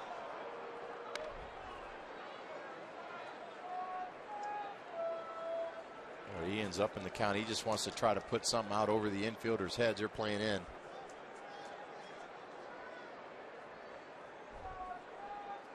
Outfield shallow. Kennedy pops that one foul. Play Kachinko by signing up in one of the 16 interactive kiosks right here at Chase Field during any Diamondbacks regular season home game. It's Kachinko, it's Gila River Casinos, and it's an unforgettable experience. You know, Darren, I was talking about steak. I think we're having tacos tomorrow, aren't we? Yes, so with the 7 runs. Taco Bell, you get 3 free tacos, large drink purchase between 4 to 6 tomorrow afternoon.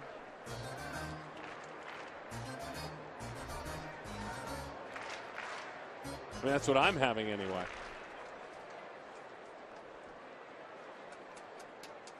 Seven nothing.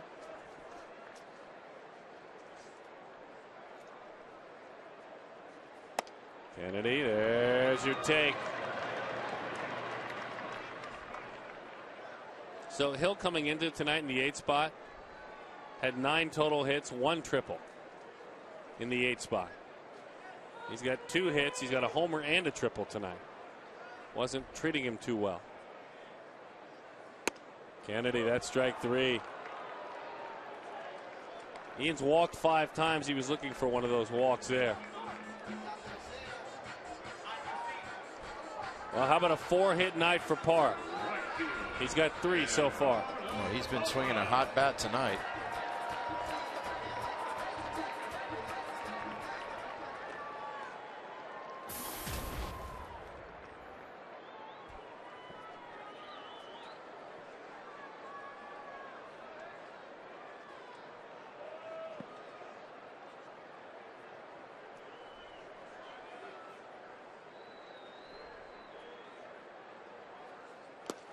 Nice job keeping it with him, blocking it up. Rosario. Hey, Gonzo. Yes, sir. How about you come back tomorrow? There's no doubt I'll be here. You'll be here? All right. We'll give Gracie another night off. All right, so it's Wade Miley against Josh Outman tomorrow. Gonzo returns. And I'm guessing there'll be a lock on his door tomorrow. There's no doubt. The 1-0. I do have a good idea. Maybe kind of the same bit, kind of taking things and raiding an office. Maybe go in there and ransack Gibby's office. Think that go over well? Should I try that? I don't think he'll take it as kindly as I do. No? Okay. So I throw something out there. Oh, I tell you what, and after tomorrow's game, Interleague starts here at Chase Field. Should be a lot of fun. I mean, how about his office? Over there in the Mahogany Row down there. He's got nice big couches and everything. You got to get through security to get in his office. Yeah, my card swipe doesn't work in his spot. 2-2 the count. By design, I think. And he's behind the glass, too, isn't he? He's got security, Kevin Towers. He's there. He's security, too. All I'm saying is this. There's a lot of baseball to go, but if the Diamondbacks hold on to win tonight, we're superstitious people, us baseball people. So I got to tear somebody's office up tomorrow. The 2-2. Chase the changeup. There went that bat. Nope, I'm going after Gibby's.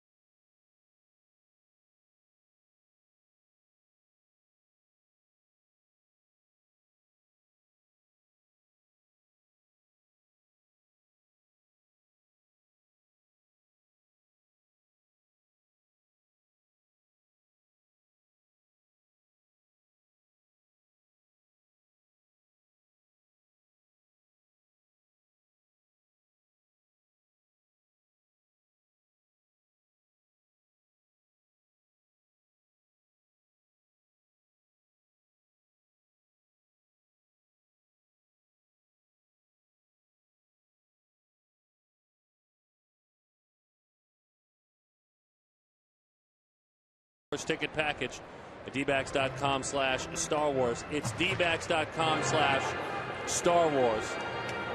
Now, look, you know who you are. You better blow it out this weekend. Because honestly, all of you Star Wars fanatics, you people that love Star Wars, the costume up, and it's Cargo. The Force not with him as he takes a changeup away. You make good television for us. So really do it up. We'll see you on Star Wars night. 0-1 the count. 2 strikeouts for Cargo already. Yeah, he's really had Fowler's number and his number tonight. The 2 hottest hitters. How about that? And really, he's had them guessing because he's changed their eye perception, throwing the ball down, up, in, out.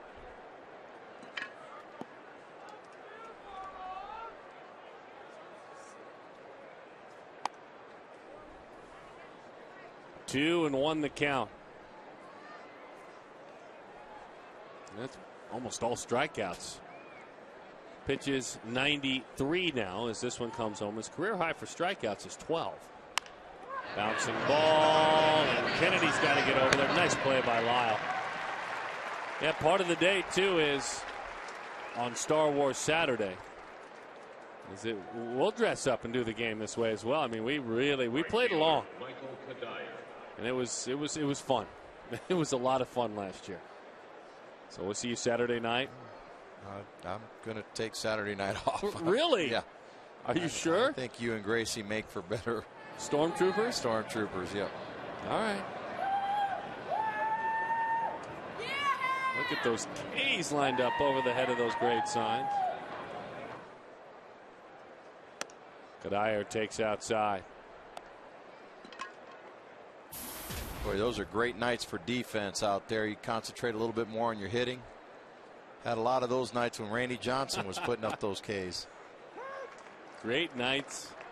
You can concentrate on your hitting. I love that. Just kind of become a fan. That's it. Kind of cheer your pitcher on to strike everybody out. Young has that one knuckle away and kick on by, but not that far. From the get-go, it looked like it was going to be a tough play. You played outfield your whole career. Have that ball knuckle on you. What does that mean? Yeah, you know he had trouble there. He kind of paused and hesitated to see which way it was going to go. Ball hit right at him. See him break a little bit. He stopped, hesitated, and the ball just kept carrying to his right, to our left. Right there, he's just in the mode to just try to keep it in front of him, but it just scoots right by him.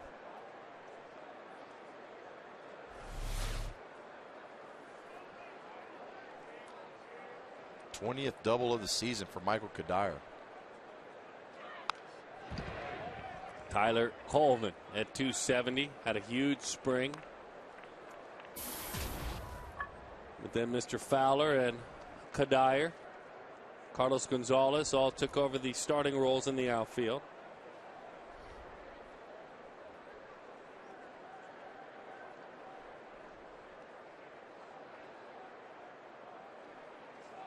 Swing and a miss, 0-2. Well, when Tyler Colvin came up with the Cubs, he was tabbed to be a superstar in the game, and he really hasn't found his niche so far. He had a really tough go of it last year. Here's a young man that seems to be every spring he's opening eyes with domination. Colvin, Kennedy believing in that fastball. Now this is all reminiscent of stuff we saw last year. Good late life on it, jumping at the plate. Colvin hit 20 major league home runs in 2010.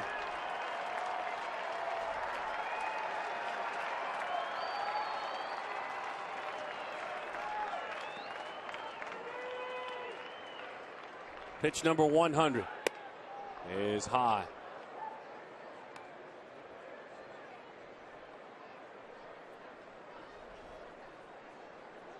He will log 6. We'll see how much further he goes beyond this. Maybe one more if he can get Colvin here. And get Pacheco, who waits on deck. Curveball, strike 3. He has matched his career high with a dozen strikeouts. Nice backdoor breaking ball right there. When you're throwing strikes and you have command of the strike zone, you're going to get those calls. Last time he did it, September 19th of last year against Pittsburgh. He did it against San Diego prior to that. The third time he has done it. Now he looks to go further. Pacheco takes a cut fastball that is low. 1-0 the count.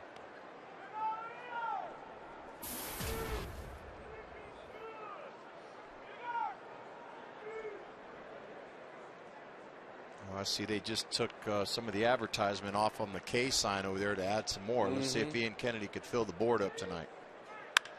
To the right side, maybe not this time. I'm guessing there might be one more inning for Ian Kennedy, though. A fabulous outing. He's shutting out the Colorado Rockies on 12 strikeouts.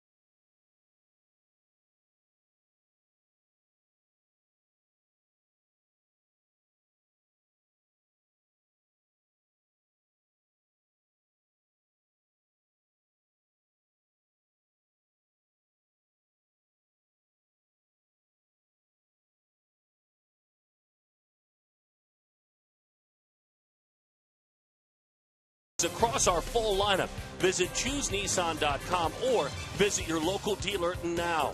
McDonald's, I'm loving it.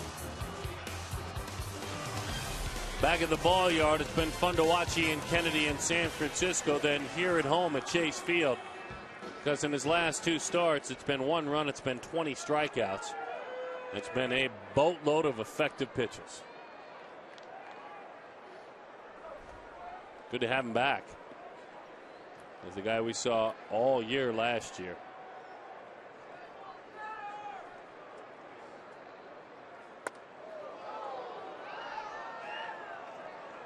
Moscoso has Bloomquist diving out of there and says, you know what, that baseball, can I get a new baseball?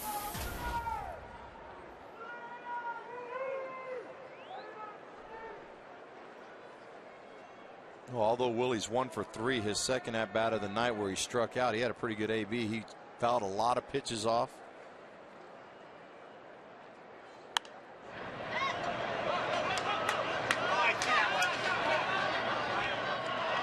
Two rows back. Colvin gave it a look.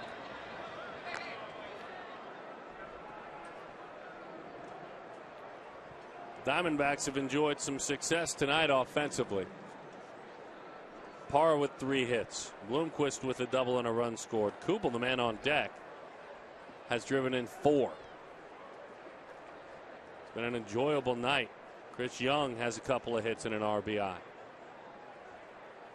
Oh, and I think the key to Kubel having a great night is having a guy like Parr and Bloomquist getting on base in front of him.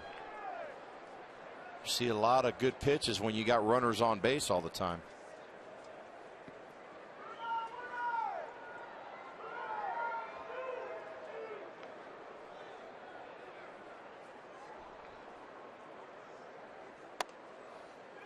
Inside, 3-1 the count. So the Yankees shut out the Rays and the Braves shut out the Marlins, and Kansas City shut out the Twins, and the Cubs shut out the Brewers. All shutouts. 4 of them already. This one's a shutout. Texas is working on a shutout as well. They're shutting out Oakland 5-0.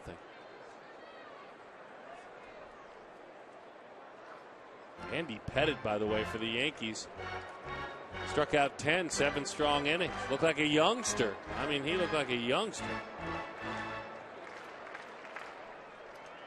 Good clapping along there. Good multitasking.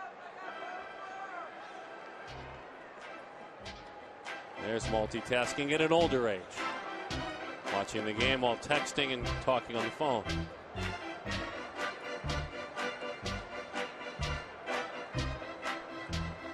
Checking on their catcher, making sure he's all right.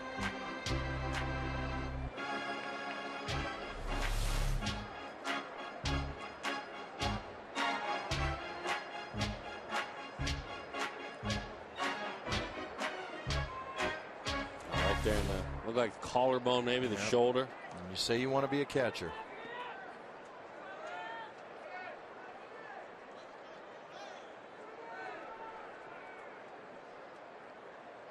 The 3-2. Boy, he spoiled a good fastball in, so Bloomquist lives to play on.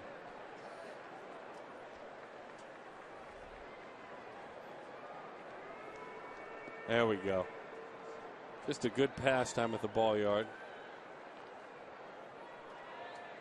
Well, he's got about 3 more innings to try to make it in there. Willie pops it up. Dyer puts that one away. Ram Trucks presents the tools of the trade. First off, 3-0. Green light, long ball.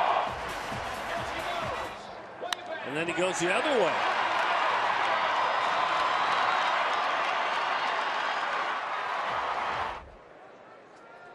Ram Trucks, tools of the trade. A couple games like that will get your RBI total up in a hurry. He's already driven in 4 tonight.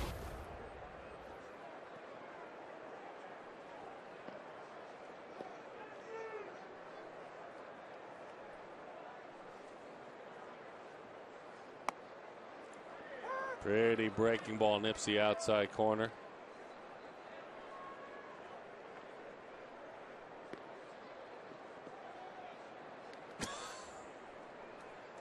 Mom says you're wasting popcorn, so they throw it at Mom. Into the dirt it goes. We think Kennedy's got at least one more to try and hit his spots like those guys, right? I think so. A little bit over 100.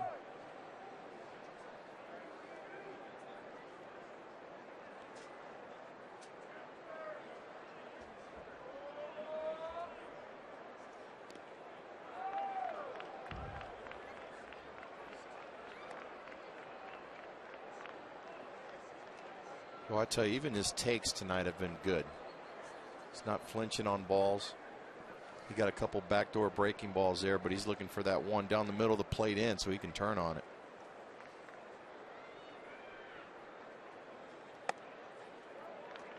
There's what you're talking about. There. Taking a changeup that looked really delectable.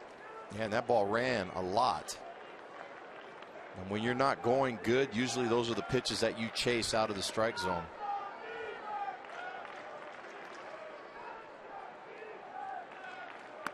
Oh, took a good one right there. Perfect pitch over the outside corner. Tough to deal with.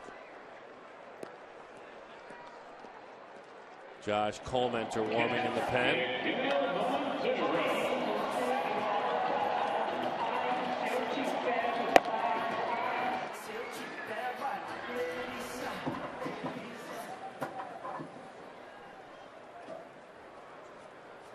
It's coming out for one more. Boy, he's not shaking hands or moving around, so.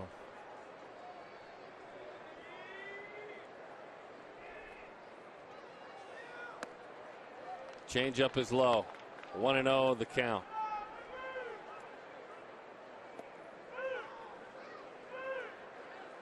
They play Montero to pull pretty dramatically on the infield. A lot of room in right center field as well. And he had a mammoth swing. Nice job putting that one away. So does Ian go back out? Is there one more? We'll see. Stay tuned.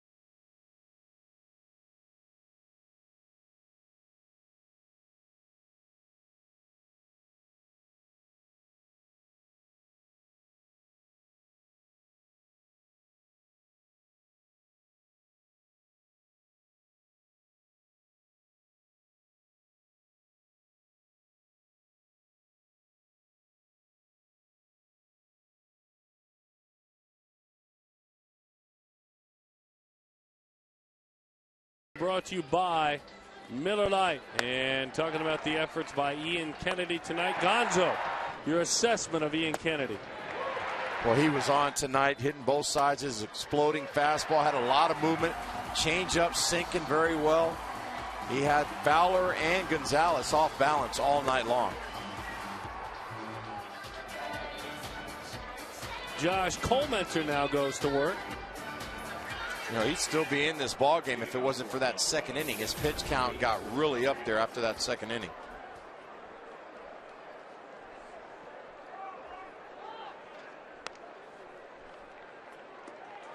.45 pitches after the first 2 innings.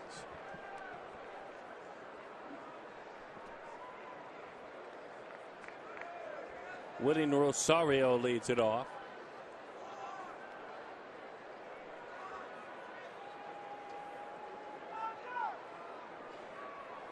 Fastball, changeup, curveball from Colmenter as bounces a changeup in there. 1-0 the count. Started the year in the starting rotation. Had a couple of tough goes around, and Kirk Gibson moved into the bullpen. Not quite sure how you take that. 2-0. What's going on? Baxter signed their foreheads. No, it's summertime. They don't have to shower for a month. Shower, take a bath. A couple days. A long run for Cuba.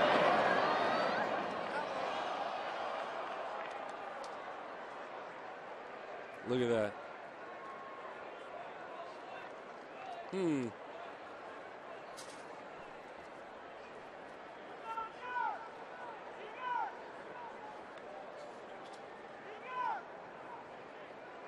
I don't know if I'd want one of those autographs. Beautiful pitch, a fastball, 88. That's about as much as he's going to get. Well, the deceptive motion is always what gets these, especially the young guys who haven't faced them much in their careers.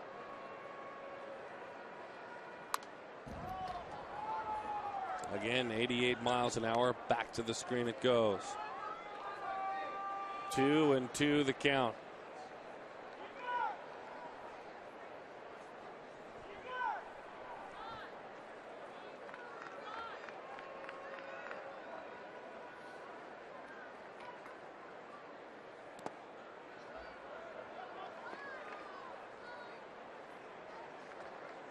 Wow. Baxter just defacing people.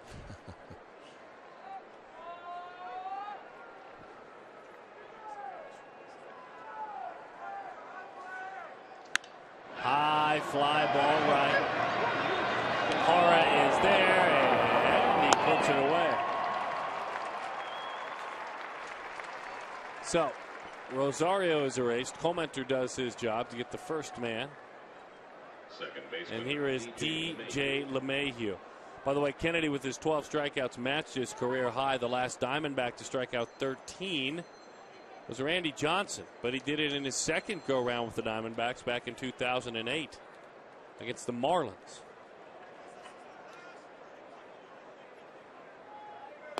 Were you a Marlin in 2008? I think so. Yeah, I don't know. Shoot, I don't remember what year I retired. 8, I think so. Back to the screen it goes. I think he might have hit me on that night. Did he really? I think so. You think it was intentional? No, not from Randy. Come on. Really? Come on, it's 7-0. Let's stir it up a little bit. The 1-1. It's been too boring around here today already. Well, I'll tell you how much this game has changed from one year to the other. Cole Mentor was the Wade Miley from one year to the next. Maybe can be again, though. I mean, there may be a spot for him in that rotation again. Doesn't mean it never exists. I think so. I mean, he was the guy who we needed to fill in the spot just as Wade Miley has done, and he took advantage of the situation. Into the catcher's mitt it goes.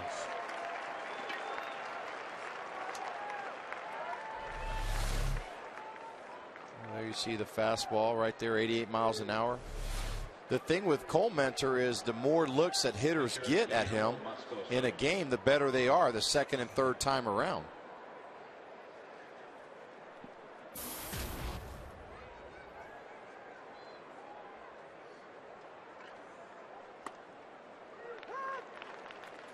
Oh, and 1 the count to Moscoso.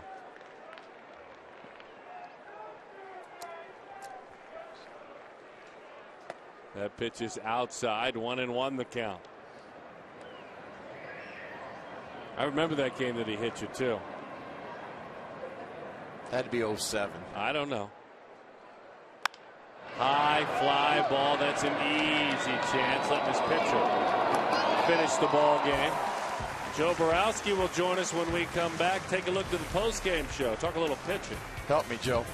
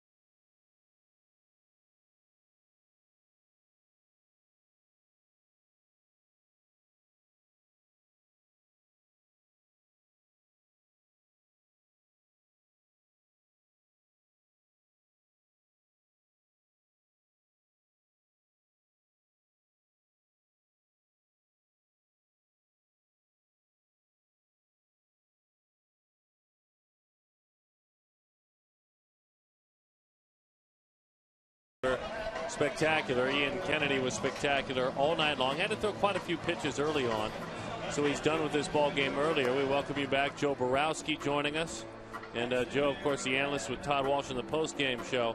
Let's talk about Ian Kennedy first. last 2 starts, I'm sure you watched on television when he pitched in San Francisco. You watched tonight. What's the difference in those 2 starts and what you saw in some of his struggles earlier this year? Well, there's a few things I saw him do tonight, but the biggest thing I saw is the life on his fastball. It just seems to be jumping at the plate again now, and he's got much better location than he did early on in the year. But when you talk about that, we mentioned this earlier, that doesn't mean he's throwing harder, right? No, it just seems like it's got that extra gear as it approaches the plate. And you got to remember with Ian, he pitches off of his fastball, and if he's not locating, that's when he gets in trouble. And you could tell by his confidence early in that game, he looked like he had a little extra hop in his step when he went out there. After that first inning, he felt pretty good. Chris Young leads it off, and the breaking ball's over the inside. It's a strike. Well, as Will Nieves is now playing first base, the other thing I think for this club, you watch a couple of booths down to prepare for the postgame show. There's a bit more of a swagger for whatever reason tonight offensively, too. It's great to see from the Diamondbacks, and we know that the majority of their runs come from the long ball, but it was good to see that 4th inning string together 4 or 5 straight hits and get some runs for them the unconventional way. But guys like Aaron Hill, I heard you talking about earlier, he gets robbed yesterday, crushes the ball, and then tonight for him to come out and just he made sure there was no way for them to catch the ball tonight. 0-2 the count on Young.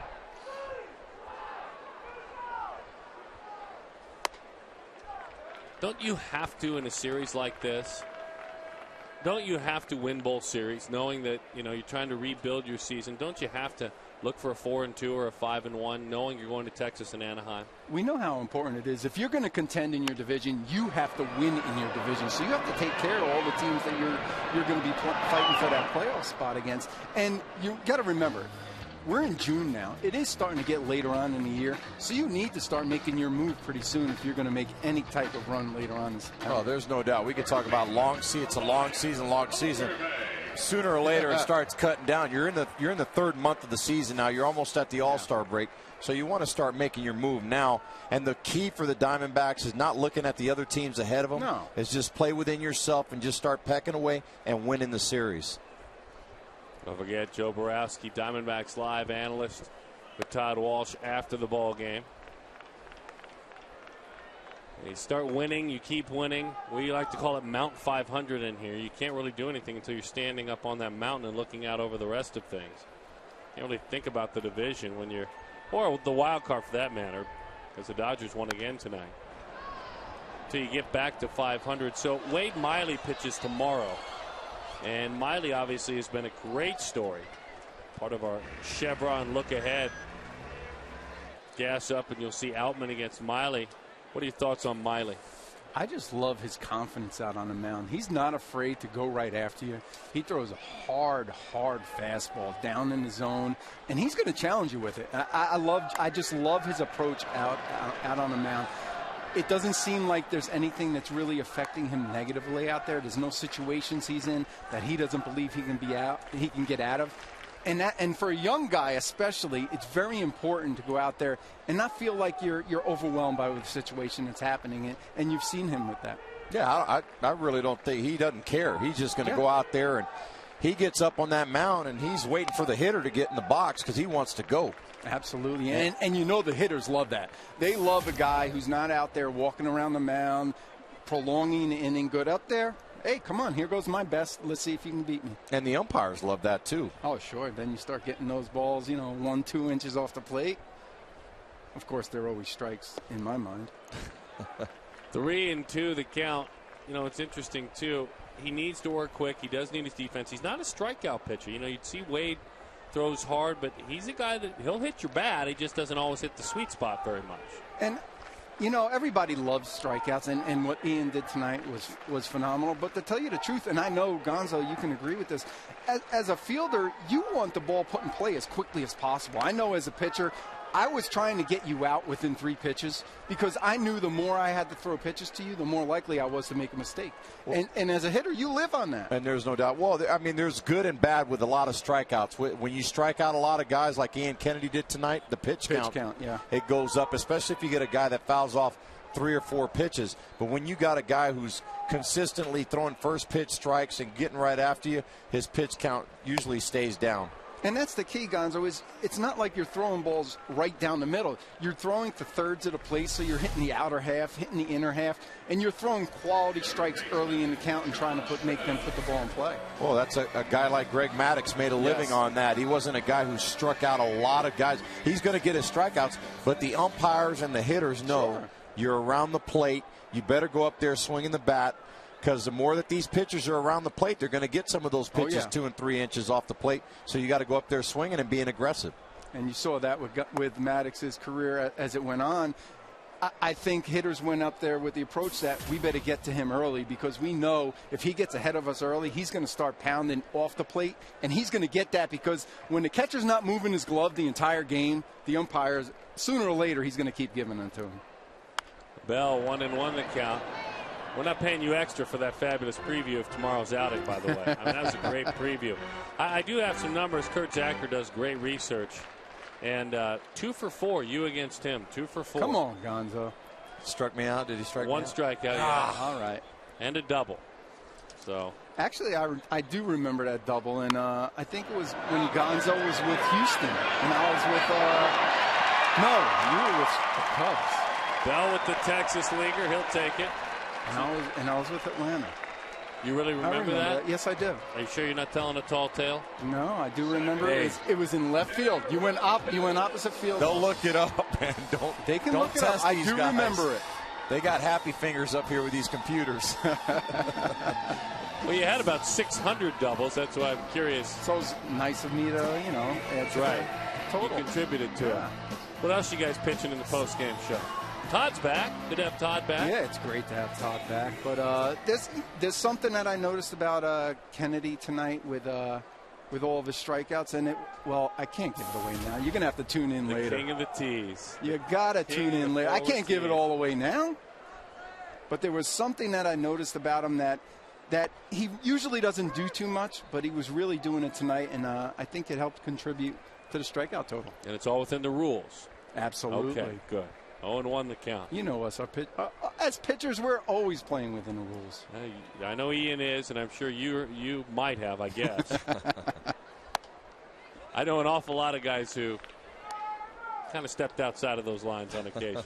I've always wondered, and Gonzo won't like this, why in the on-deck circle there's a big pine tar rag, and yet the pitcher doesn't get one on the mound. I've always wondered about that. It's a good question.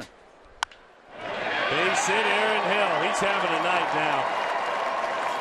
That's why you don't hang your head. It was funny. I talked to Aaron today about having base hit taken away twice. I said, you know what, that just happens. It all evens out. Turns out he was right. It's evening out tonight. Yeah, it could get frustrating, but he's been around for so long now, Darren, that he's used to it. He knows that he's gonna get his fair share of broken bat hits here and there. Yesterday, that was just tough. I mean, he really absolutely tattooed the ball and had nothing to show for it yesterday. And tonight comes out. That's a good thing, though. Yesterday shows that his swing is right. He's feeling good in the box, and now he's starting to be rewarded for it. And if he gets a chance to hit again, he's a double short of the cycle now. Real nice. Single, triple, homer. And like I said earlier, not bad for a number 8 hitter, huh? Today. The worst spot, today. Too. Yeah. You won't give us a hint about what you saw with Kennedy? Not even nothing or no? Well, let's just say he has a lot in common with Aaron Hill right now. Aaron Hill right now. Hi. Good night tonight for Ian with the bat in his hand. Good stuff. Good night hitting. So you're going to break down Ian's swing with those 3 strikeouts that he had. It all plays into you talking about what Aaron still needs to hit for the cycle tonight. Ah, okay, I got you. Oh, I know what you're about to say. You know what, Gonzo? Yeah, or no? I do. Well, the rest of you stay That's tuned. it. I can't say no more. You're gonna. Todd's already mad. You've given this much away. He told me to come in here and not say a word, but I said that would kind of defeat the purpose. Well, Todd was mad when hockey season ended early for him. Very true. Very good season for those guys this year. Where is he down there? He's get a down shot there. At Todd? He's working hard. I told him to make sure somewhere. he keeps some good game notes while I'm in here because I can't do that. Right. So he's diligently, penciling everything in for me. Into the dirt it goes. Come on. Moving up. There we go. All right, see, there he is. Game notes. Nose to the grindstone. He's trying to play it off now. He knows. He's not happy with you that you gave so many secrets away. Well, I wonder. I wonder if it's 40 degrees in that box. He covered the hockey all season, used to being out on that ice and cold. He's got that box cooled off, doesn't he? He takes so many notes during the game. We got a pencil sharpener in there. He goes through 2 or 3 pencils a game. Right there. Mm-hmm. No, but Todd doesn't like to do it by himself manually. He's got the electronic one. Okay. Oh, yeah. Okay. The 2-1. 2-2 the count. All I know is the text I just got from Todd says clearly, Tyson Nash never would have sold me out like that. Never, ever would have sold me out like that, you know? Yep, I don't like getting angry texts from Todd. Well, you know, this is just a little bit of, me getting back at Todd for the tire tracks I get, during the pre and post game from him sometimes. So, what do we have going on here? Gonzo? Jobo? What do we see out here? No idea.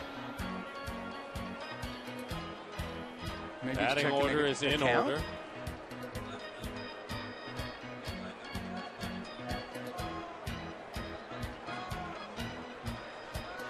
It was the count.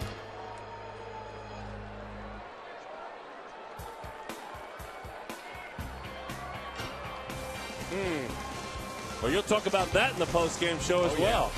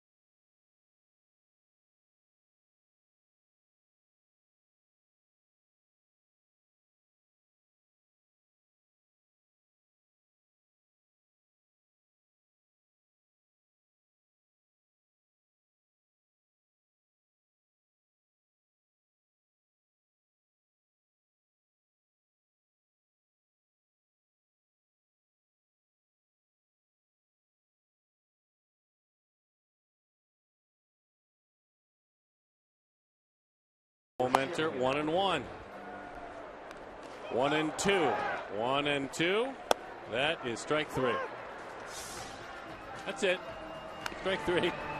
And I think what happened when Tracy went out and took care of business is the ball that was the wild pitch was a swing and a miss, and it was a strike. I think it got kind of swept under. And you understand when a ball kicks away like that by Marvin Hudson behind the plate. Well, the funny part about it was Comenter was never got the call third strike. He didn't move. He stayed in there. No. He figured if the umpire wasn't going to call it, he was just going to stay in there and try to get that 4th strike. Good stuff. Jim Tracy, his club's down 7-0. He's in there managing, counting pitches, and making sure that everything is done right. So, strike 3. Dexter Fowler takes a pitch from Josh Comenter high. 1-0 the count. Joe Borowski joined Joe and Todd Walsh after the ball game. Fowler's had a funky night. For one of the game's hottest hitters, he is 0 for 3 with 3 strikeouts. Rare as that happened against the Diamondbacks, as that's a high fly. And it's an easy chance for Young. Well, it's a great job by our pitchers tonight of keeping him off base. Not only that, but when you got a hitter like you said that's been red hot, you try to cool him off with an 0 for 4 night and let him think about that all night long. And knowing that tomorrow he's got a left-hander on the mound in Wade Miley.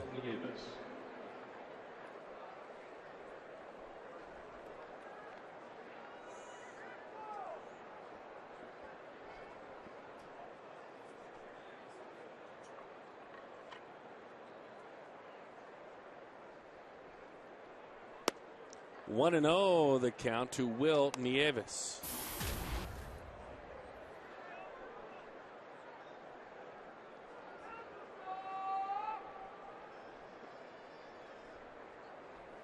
Colementor painting over the outside corner.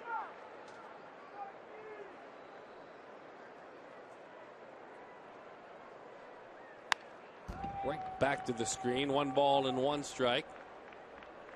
Check it 1-2 now the count on Nieves. Same 2 teams tomorrow. Wade Miley on the mound. Wade Miley got Joe Borowski going. The former big league pitcher Joe Borowski rolling, talking pitcher. That one has popped up.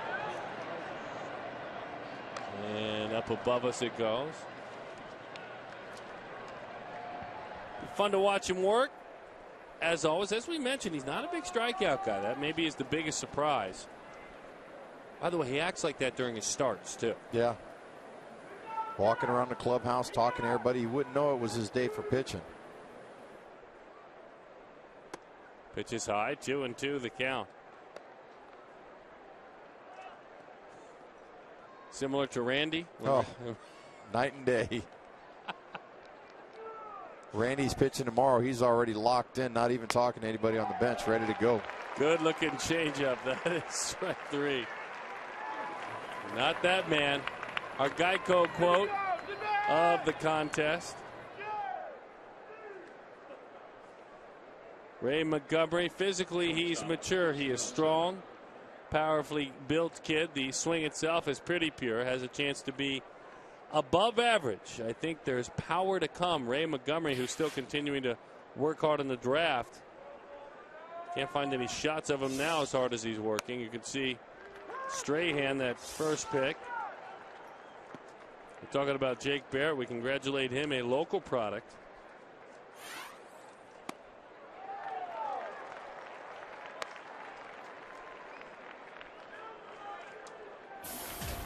Boy, the work is just starting for those guys. I mean, first of all, they got to go through the draft, and now it's signability time. You know, they got to go out there and try to sign these guys and get them prepared to start their young careers and get them to the major leagues. Tell you what, that crew right there, they put countless hours in there, along with our scouts, Ray Montgomery and his staff. That's Kevin Towers and his staff there. Ryan Isaac in there. You saw Ryan for a moment in the shot earlier. Baseball flipped off the bat of speedy Chris Nelson. Big aggressive turn, and for Nelson it's a base hit. Oh, he just threw the barrel of the bat out there. KT still working the phones. I thought I saw a shot of Roland Heeman still here in the stands. Is Roland down there still working? Down there he is, rolling.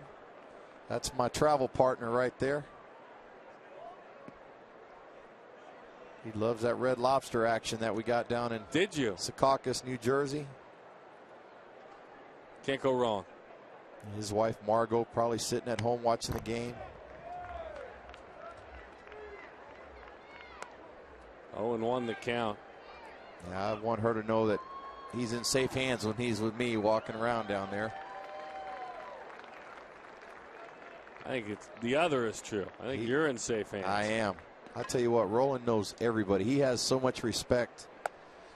Everybody has so much respect for him. When you go around, there's so many scouts and people there around the draft. He's a baseball man.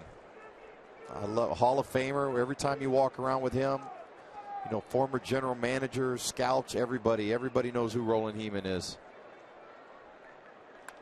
Right back to the screen it goes.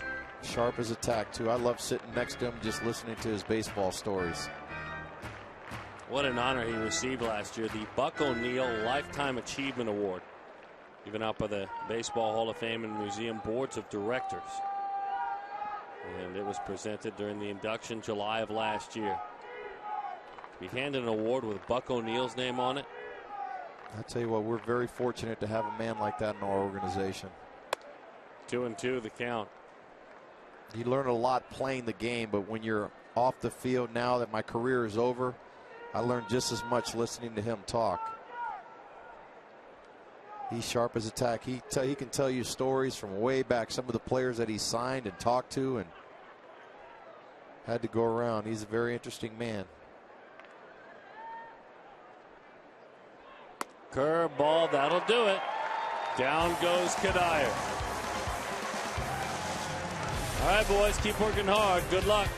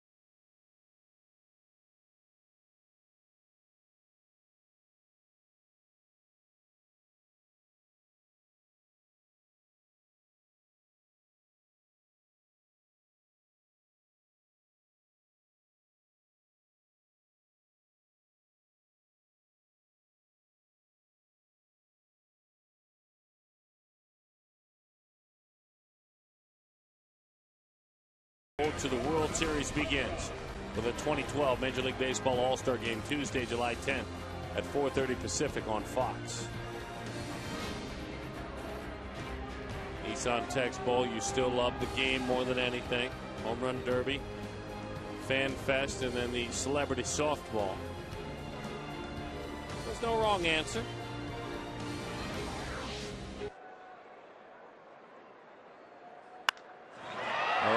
Parra drives it deep right field, goes swimming baseball.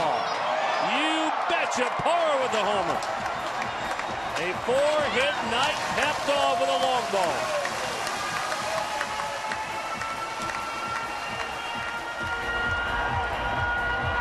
Fulton Holmes homer. $150 to the Central Arizona Mountain Rescue Association. Arizona 8, Colorado nothing.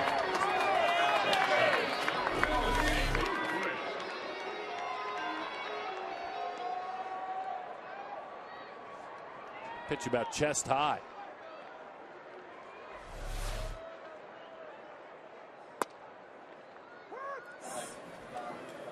Well, he jumped on that first fastball that he saw. Wasn't going to stick around and wait.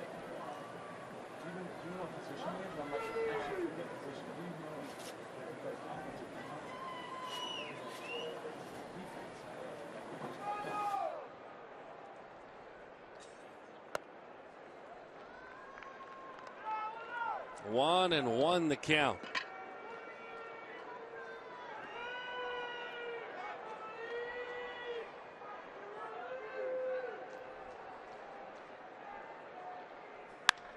To the right side, Willie with a base hit.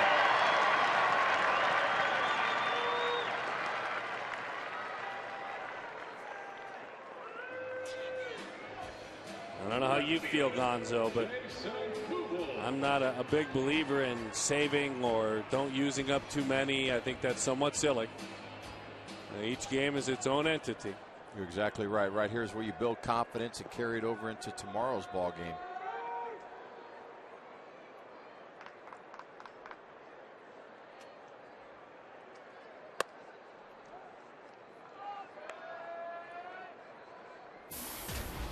8 runs, 16 hits, and no errors for Arizona. 0-6-0 for the Rockies.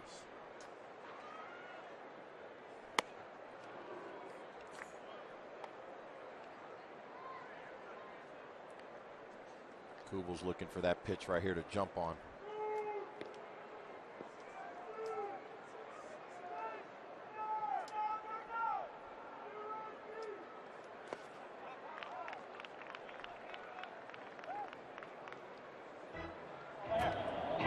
Mike Zagurski warms in the pen. The 9th will belong to him.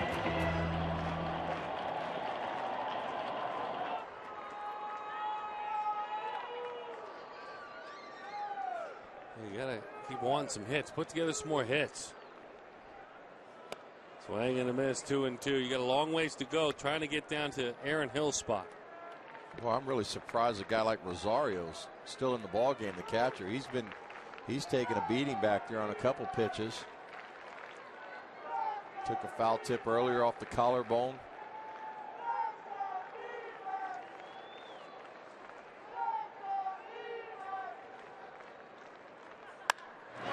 Kubel down the line into the corner, off the wall. Matt Williams says, "Come on down." Kubel will head on to third. The Diamondbacks with another. 17 hits. That is a season high in the ball game. 9-0.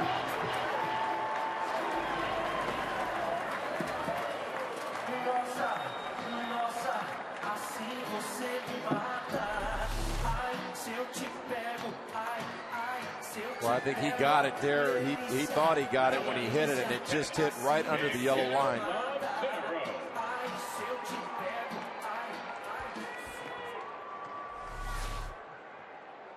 We've got a couple guys now short of the cycle here with doubles. Yeah, we're getting closer and closer now.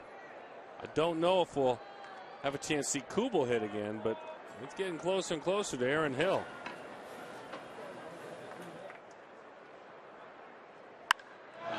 High fly ball into left field.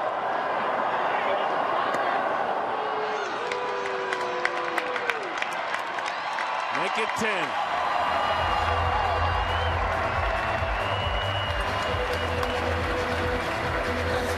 Follow Fox Sports Arizona's coverage of the Diamondbacks. MLB.com at bat. It's your iPhone, it's your iPad, Android, and Windows Mobile. Get live audio, pitch tracking, video highlights, and more. Text at bat to 31826 or visit dbacks.com for details.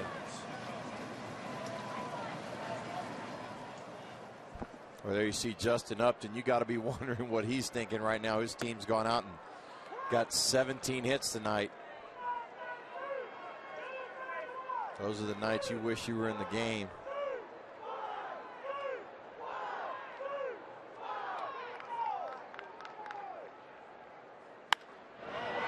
Chris Young pops it up.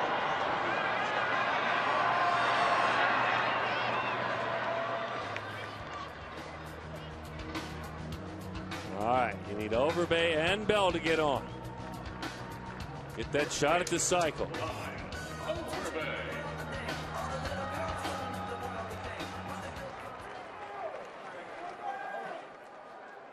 Kennedy was really good tonight. He's now a spectator. 6 shutout innings. All right, come on, Lyle.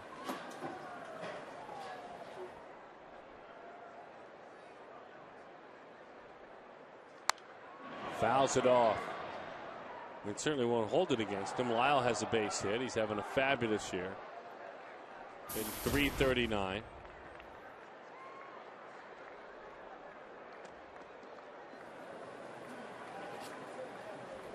What an up and down day for this squad. What a difference a night makes. You're exactly right.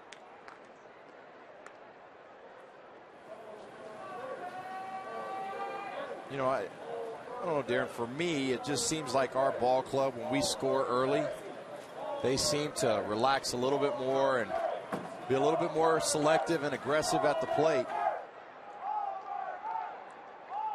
When we fall behind, seems like we're in that panic mode. Last year, when we fell behind, the team didn't panic, and they said, okay, we'll just scrap around and get a couple guys on, and if we stay in the game, then we'll have a chance to come back. This year, they just fall into that panic mode early in the ball game when we fall behind, and there's no way to catch up.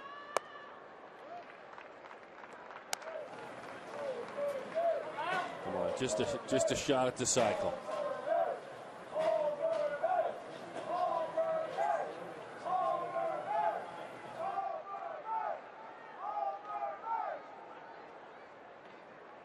All right, we're getting closer.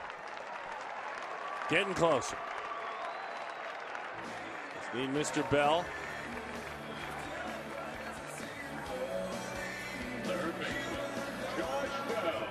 What's it like there for the cycle, Gonzo? It's pretty exciting. What was your final hit? You remember? This was a single. I missed.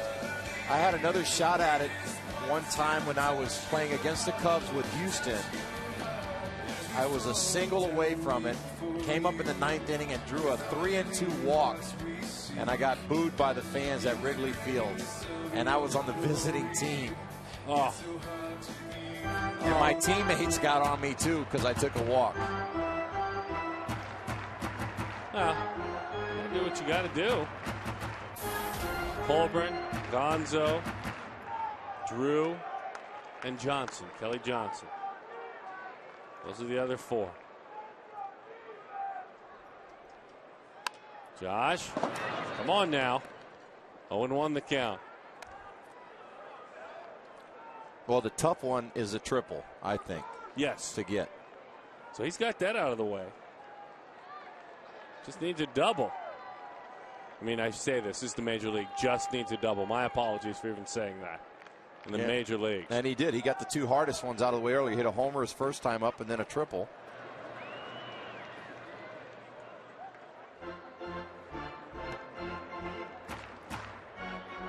And you know he's thinking about it right now. The score's 10-0.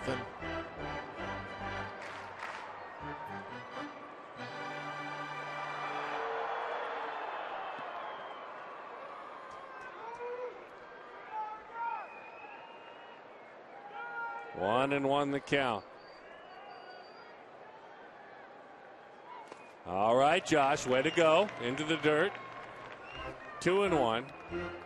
So Kadire, he's out there in right field. I think they've made a lot of changes. Yes, Kadire is still in right field. Kubel, obviously, for the Diamondbacks. Those are the last 2 twins to hit for a cycle. Wow. And so both Kadire and Kubel have hit for the cycle.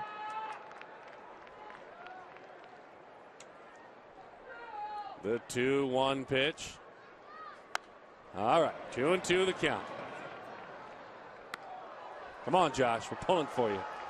Selfishly for someone else, but we're pulling for you.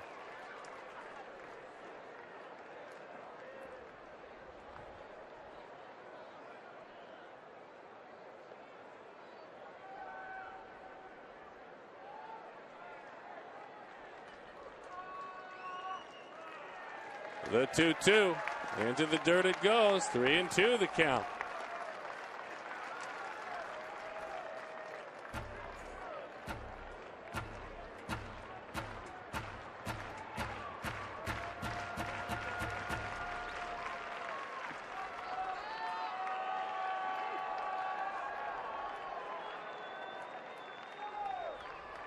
Runner will take off.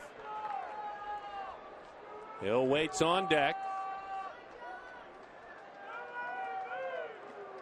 Doesn't know whether he wants to go in or out here with this pitch. Moscoso has helped the team out a lot. He's thrown 75 pitches out of that Rockies bullpen.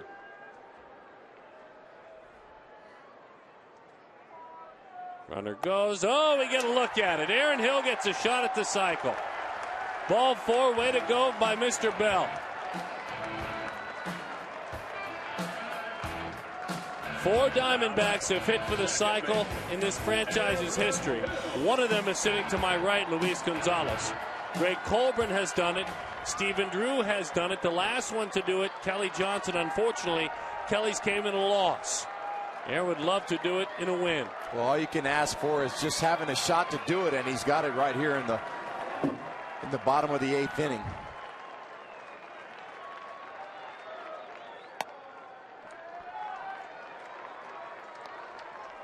You talked about your walk when you hit for the cycle, or was close to it.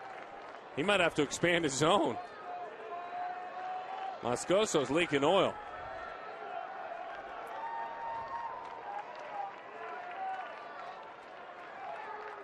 Well, I think the only time that he wouldn't swing at, if he's got 3-0, just out of respect for the game. Right.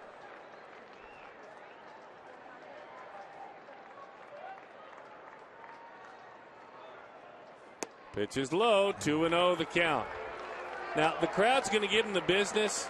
It has nothing to do with that. He wants nothing more than to throw a strike right now. Well, I think right here, if you're Aaron Hill, you got to think, I got to be aggressive right here because I don't want it to get 3-0.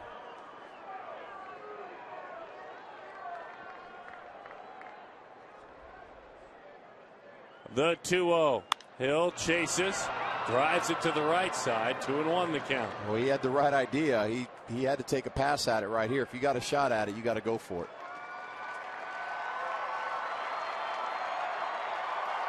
Now he could get back into his comfort zone because he has a strike on him.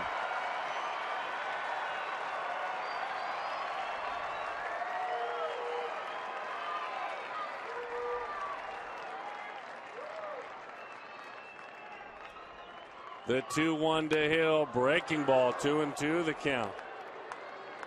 Homered in the 2nd, struck out in the 3rd, tripled in the 5th, and then singled in the 7th. Oh boy.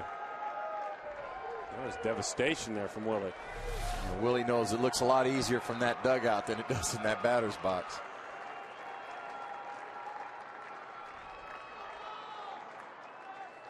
The 2-2. Chased up and out of the zone. Heck of a night for Aaron Hill. Hey, at least he got a shot at it. If you get a shot at it, you've had one whale of a night. 10-0 Arizona.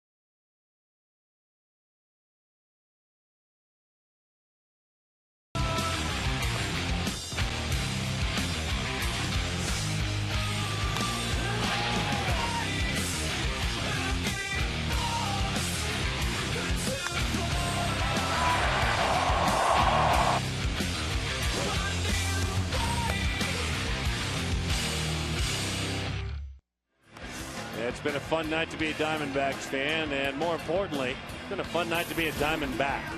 Mike Zagurski comes on for the 12th time this year. 5.56 earned run average, the left-hander.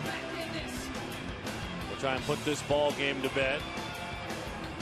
And the Diamondbacks, they hope that as John McDonald takes over at shortstop, they hope each victory is a quote-unquote return to their winning ways. Kirk Gibson saying again before the game today, look, I know there's been a lot going on, a lot written. Sports Talk Radio lighting up today as well.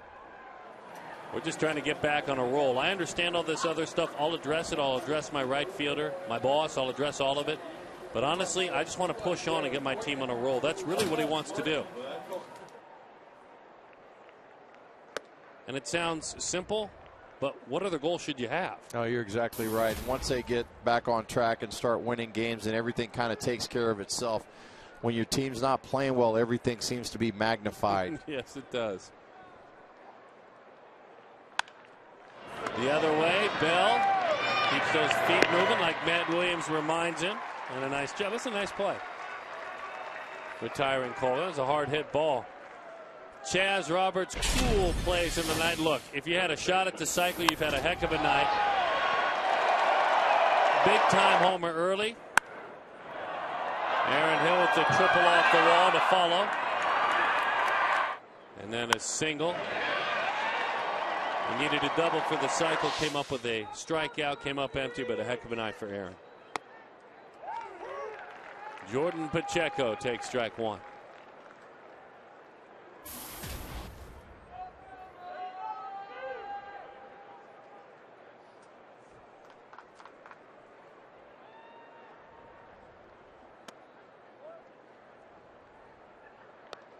One and one the count. Gonzo is invited back tomorrow after a positive result tonight. I appreciate that. Plus his number's retired, so I have no choice. And we'll have another one like this, and then if we have another one like this, then Gracie will not be invited back for the weekend. And we will be ransacking, I don't know, somebody's office tomorrow.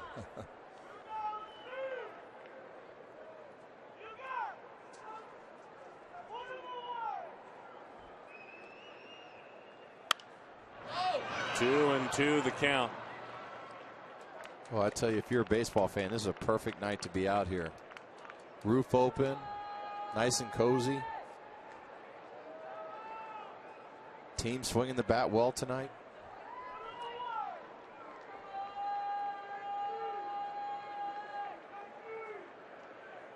Kirk Gibson non-committal on the fact that, or in discussing whether or not Justin would play tomorrow. He said he might not. I'd give him another day off. I'd give him another day. You got Thursday. Let him start out fresh on the weekend series.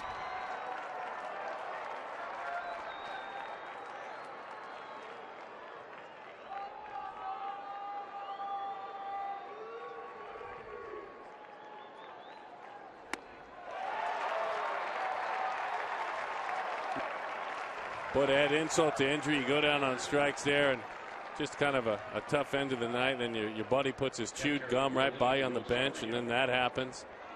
It's just tough. Yeah, it's just tough when that happens. Guys, use a trash can. I'm putting gum all over the seat, leaving all my pants like that.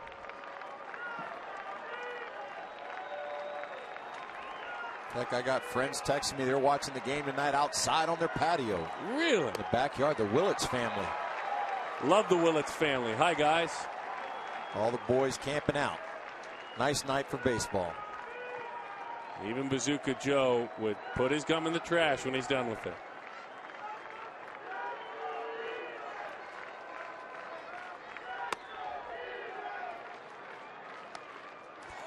One and one to count.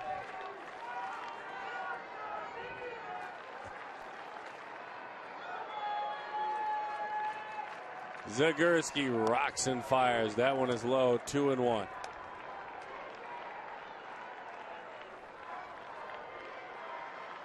Just got a text from Gracie. He said he's watching. He wants to guess Mark Grace. Gracie's watching. The Hobbs family watching. I'm sure my son's critiquing at home. Inside, 3-1 the count.